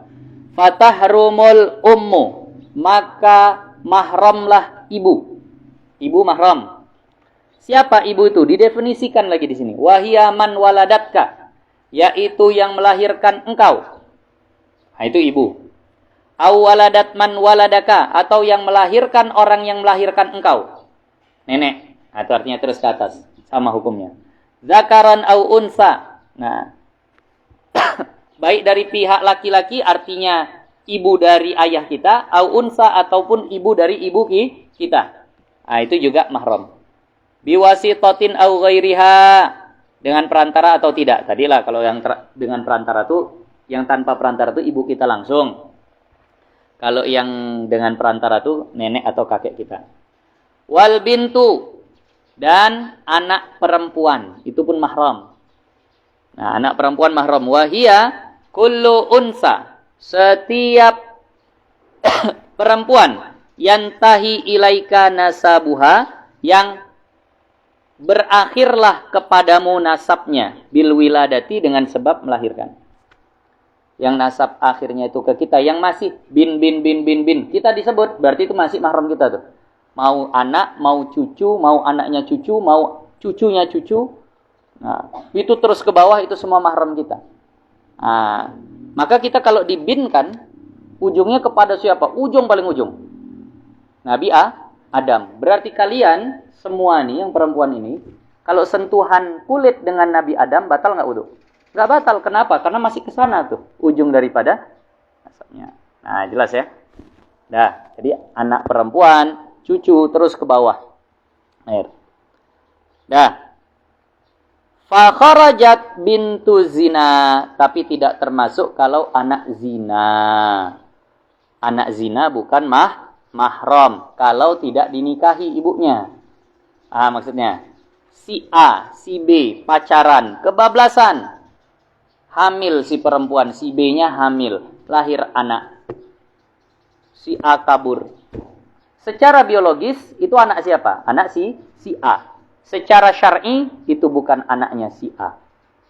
Kalau nanti bersentuhan dengan anak zinanya tadi, batal nggak wudunya? Dia nggak nikah nih sama emaknya. Batal nggak wudunya? Seandainya dia mau nikahi anak zinanya tadi, sah nggak pernikahannya? Sah. Nah, itu mazhab Syafi'i sah. Nah, kenapa? Karena tak dianggap itu anak. Jelas ya? Tapi kalau dia tanggung jawab, dia nikahi emaknya, statusnya tetap anak zina dari dia, tapi itu adalah anak istrinya. Ibarat kalau ada laki-laki nikah sama janda punya anak. Mahram dia nggak tuh anaknya? Mahram si laki-laki nggak? Mahram. Dengan sebab apa? Ayah tiri atau anak tiri jadinya kasusnya. Bukan karena jadi nasab dia ya. Paham maksudnya ya? Nah.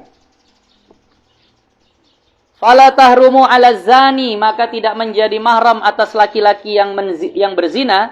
Wa in tahaqqaqa annaha min ma'ihi, walaupun nyata, walaupun jelas bahwa si anak perempuan tadi dari air maninya. Memang dialah yang menyebabkan lahir tadi. Walaupun begitu tidak. Li'annahu la hurmata lahu, karena mohon maaf, air mani yang keluar bukan dari jalan yang disyariatkan itu tidak dihormati. Maka ini juga yang pernah kita bahas. Kalau sekarang ada metode bayi tabung, kalau mohon maaf dengan hubungan badan tak pernah terjadi pembuahan karena ada masalah, maka dikeluarkanlah alat sel telur atau apalah namanya nggak tahu. Yang punya perempuan dikeluarkan. Apa tuh yang dikeluarkan? Sel telurnya. Sel telurnya. Sel telurnya dikeluarkan, dimasukkan ke satu tabung. Nah, ada yang pikir bayi tabung itu sampai besar ditabung gitu. Bukan. Pembuahannya saja ditabung. Dikeluarkan sel telur, masukkan ke dalam tabung. Keluarkan sperma si laki-laki, masukkan ke dalam tabung. Sudah terjadi pembuahan, dibalikkan lagi ke dalam rahim. Ini boleh. Tapi dengan catatan, dengan cara keluarnya mengambil sperma si laki-laki harus dengan cara yang halal. Mohon maaf.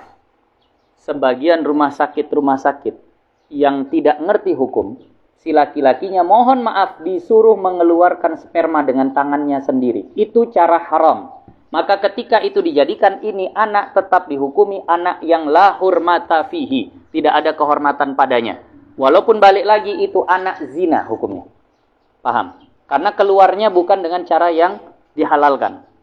Bagaimana cara yang dihalalkan? Mohon maaf bahasanya biyadi imra'atihi. Dengan tangan istrinya itu halal. Tapi kalau dengan tangan suaminya itu haram, dengan tangannya sendiri. Maka harus pahami betul. Seandainya lahir itu anak, ya nanti hukumnya jadi anak zina lagi dengan sebab itu. Nah, sekarang yang lebih parah ada istilah titip rahim. Sudah terjadi pembuahan, bukan ke rahim istrinya diletak, ke rahim orang. Kenapa? Aku tak mau capek-capek hamil bang. Badan jadi jelek begini begitu segala macam. Dah titip rahim, bayar aja sewa kosnya rahim itu berapa 9 bulan dah. Nah, nanti lahir maka akan dibayar berapa sewanya ini itu, ya Allah ya Rahman. Ya jelaslah kalau begitu udah tak betulnya. Memasukkan mani orang lain ke dalam rahim, ke dalam mohon maaf, faraj seorang wanita, maka itu hukumnya sama dengan zina nanti. Paham ya? Mana tahu nanti jadi dokter. Nah, pas pula dokter kandungan atau dokter tentang yang seperti itu, udah program bayi tabung, harus tahu cara jalannya yang benar itu bagaimana. Nah, mani yang muhtaram, mani yang keluar dengan cara yang halal. Allah, jam 11 kurang 15. Udah agak capek ngomong. Kemudian wal ukhtu, maka mohon maaf tentang masalah anak zina ini, tetap di sini ada dua pendapat. Ini mungkin agak berbeda dengan pendapat-pendapat guru yang disampaikan, tapi yang dijelaskan ini adalah insya Allah yang paling hati-hati. Guru-guru kita di sini mengatakan dan berpendapat anak zina tak boleh yang jadi wali ayahnya, itu betul. Tapi nanti jika dibaca di kitab ataupun hasil dari beberapa pembahasan ulama-ulama di Jawa, kalau seandainya hamilnya belum sampai 3 bulan, artinya dari sejak menikah cukup 6 bulan atau lebih barulah lahir anak, maka anak itu bisa dinasabkan kepada ayahnya. Pernah nggak dengar kaji yang seperti itu? Nah, karena minimal hamil itu kan 6 bulan. Maksimal hamil berapa? 4 tahun. Itu maksimal hamil tuh. Minimal hamil 6 bulan. Ada orang berzina. Dah.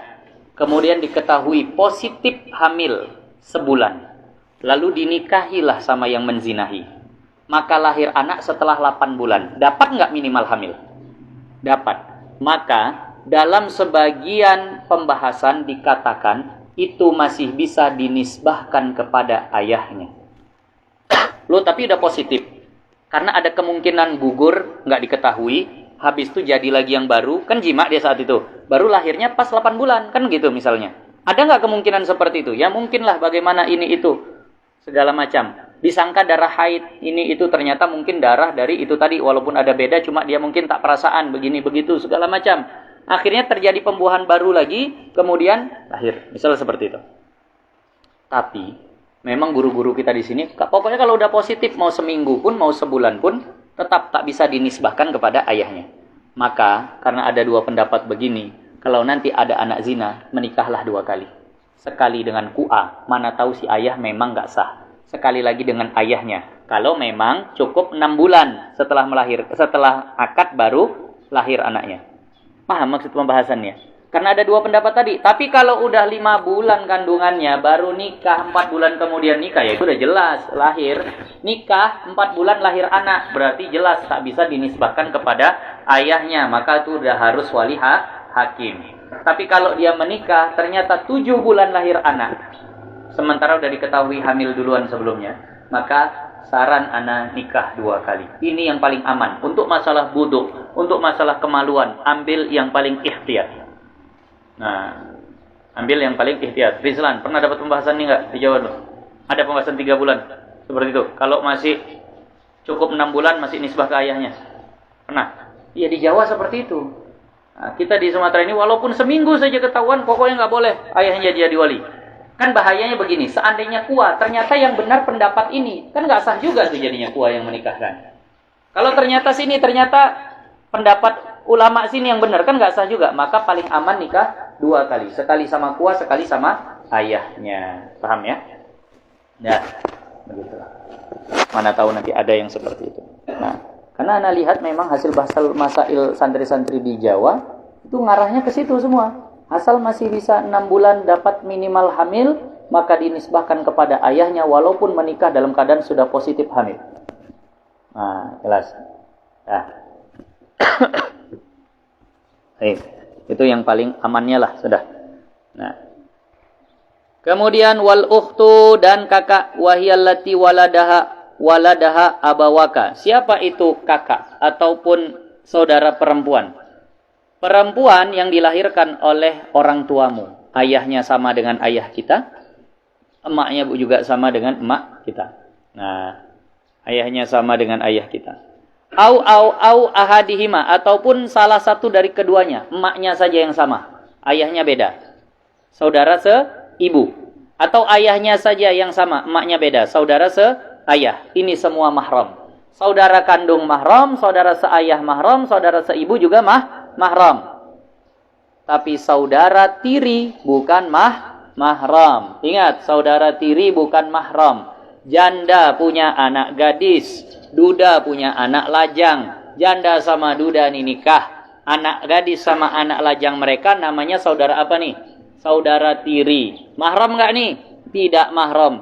Kalau mereka mau nikah boleh? Boleh. Walaupun mungkin di pandangan sosial adat kayaknya tak pantas. Udah jadi kakak adik nikah pula.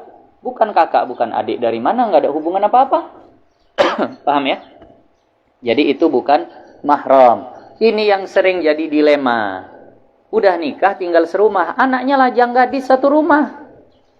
Nah, ayah sama mak pergi ya. Terus kami berdua-duaan di rumah. Bukan mahram. Ini yang jadi masalah. Kalau seandainya begini kita yang berilmu. Nggak tahu bagaimana kondisi kita nanti. Kalau seandainya seperti ini. Apalagi memang masih muda-muda. Takutnya jadi dosa bagi mereka. Yang satu kuliahkan di luar kota. Ngekos saja ke sana. Dah, biar aman. Pulang nanti pas lebaran aja, pas raya. Biar aman. Nah, kenapa? Karena bahaya kalau ditinggalkan dua-dua, apalagi sudah balik begitu, udah dewasa. Kalau masih anak-anak ya nggak masalah lah, belum balik, si umur 11, 10, belum ngerti-ngerti yang seperti itu.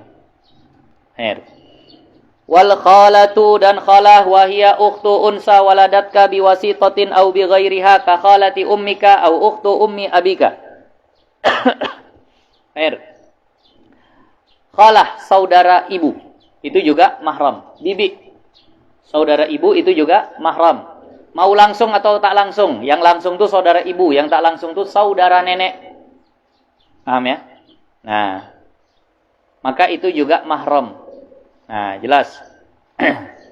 Wal ammah dan ammah wahia ukhtu dzakari waladika, ukhtu dzakari waladika. Walidika bila wasitatin au biha ka'ammati abika wa ukhti abi ummika. Yaitu adalah saudara ayahmu, mau langsung atau tak langsung. Nah, yang langsung itu ya saudara ayah, yang tak langsung itu saudara kakek.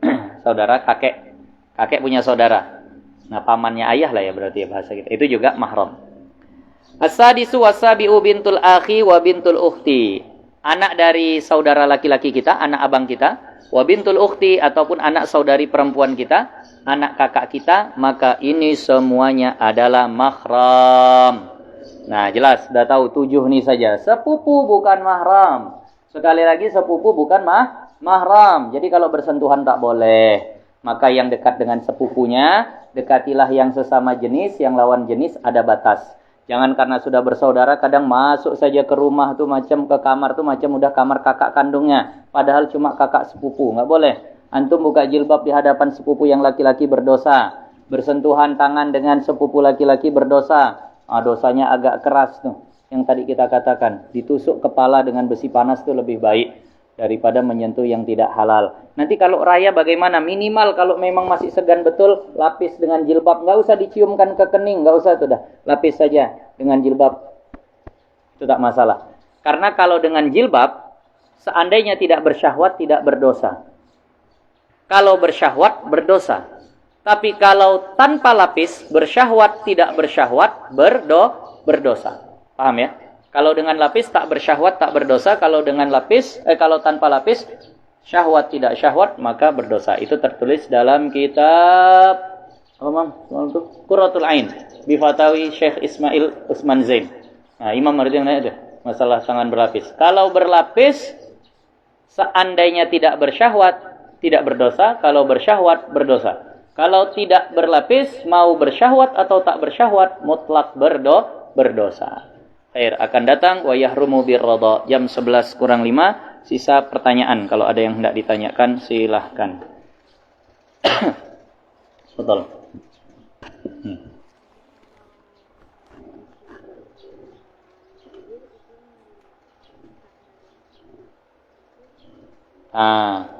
Kalau seandainya gadis yang tak punya wali mujbir, tak punya ayah, tak punya kakek, siapa yang berhak menerima dirinya?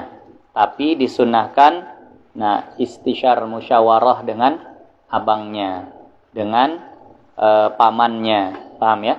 Kalau seandainya sudah tidak punya wali mujibir. Itu tadi. Ada lagi?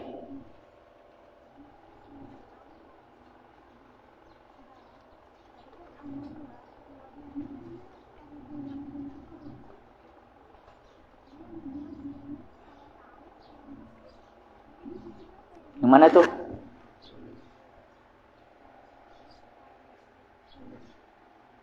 Ini.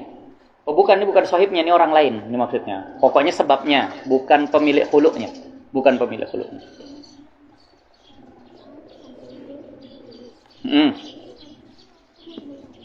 Ya.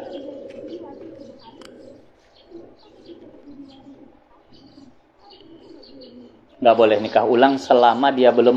Karena wati syubhat, ini yang tadi. Ada seseorang huluk. Huluk itu kan seharusnya bisa nikah ulang. Lalu terjadi wati syubhat karena lupa misalnya kalau sudah huluk mereka jima. Nah, itu namanya wati syubhat dengan sebab itu. Maka itu saat itu dia ada apa bahasa kita Allah bukan seperti itu. Kalau ke orangnya tetap boleh, ini ke orang lain. Dia lupa bahwa dia sudah cerai, lalu datang orang lain dia sangka suaminya. Lalu terjadi wati syubhat. Lalu saat itu dia tahu ternyata itu orang lain. Wati syubhat itu punya masa iddah juga. Di masa iddahnya itu sampai habis dua-dua iddahnya tak boleh dia nikah karena ada yang haram dia. Bukan dia sahibul iddah, istrinya tadi itu. Izin bertanya Bi, apabila seorang suami menyebutkan kalimat, kupulangkan kau ke orang tuamu sekarang, apakah kalimat tersebut masuk dalam kategori talak? Iya. Talak istilahnya talak kinayah. Kalau pakai niat cerai, jatuh talak. Kalau enggak pakai niat cerai, maka tidak jatuh talak. Pulangkanlah kau ke orang tuamu sekarang. Cerai kita, Bang. Enggak. Aku enggak ada niat menceraikan. Jadi kenapa Bang bilang begitu? Orang tuamu butuh bantuan bikin kue raya. Jadi kupulangkanlah kau sekarang ke tempat orang tuamu. Jatuh talak tuh? Enggak lah, orang enggak ada niatan seperti itu.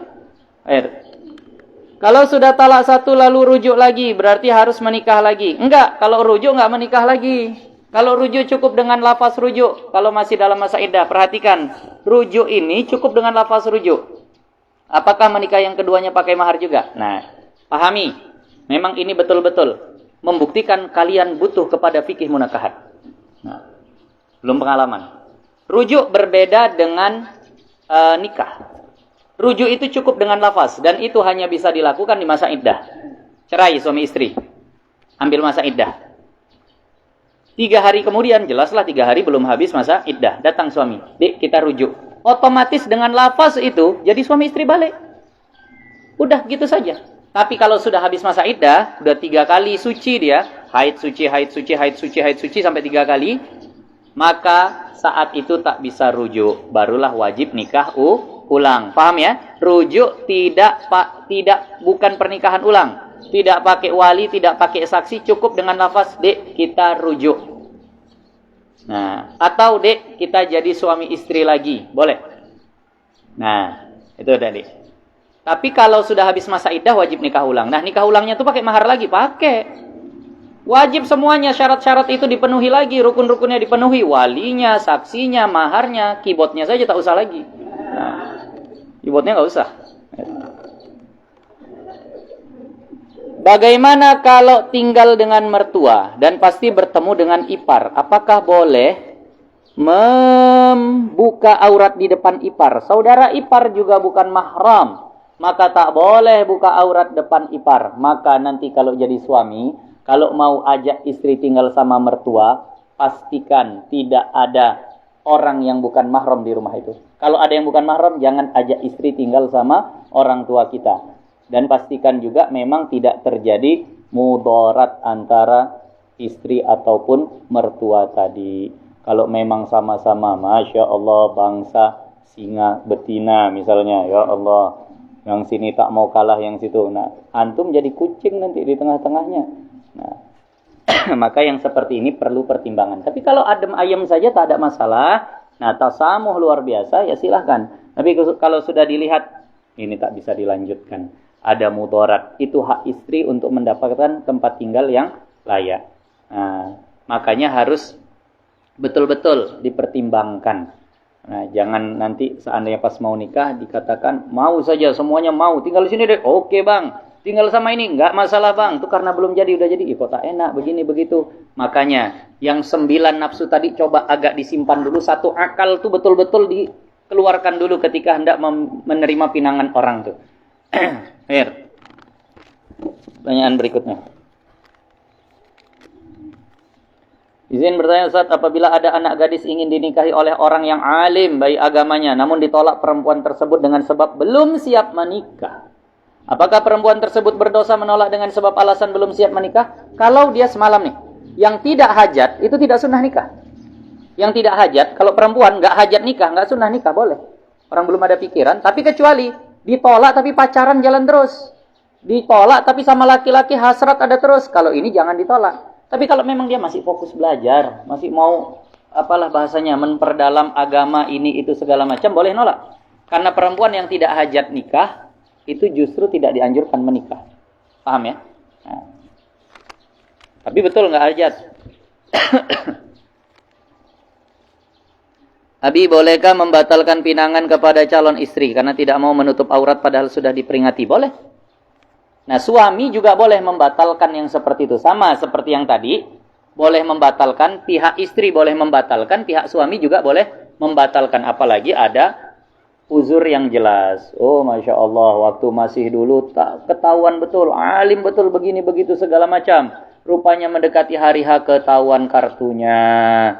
Ya Allah, katanya hafiz Quran, katanya begini begitu, tapi tiap malam di meja biliar, tapi tiap malam misalnya taruhan, udah bukan cuma main biliar, lah main biliar saja itu hukumnya mubah saja, tapi taruhan begini begitu, tambah lagi di belakangnya dilihat perempuan tak tutup aurat, udahlah, kalau begini kata pihak perempuan tak jadi. Atau kebalikannya, nampak di kampus jilbabnya besar, di pengajian Masya Allah pakaian longgar, begitu sekali lewat depan rumahnya nyapu halaman pakai celana ponggol, pakai baju pendek, tidak berjilbab. Wah, tak jadi kalau begini. Boleh, silahkan yang seperti itu. Ada lagi pertanyaan? Nah,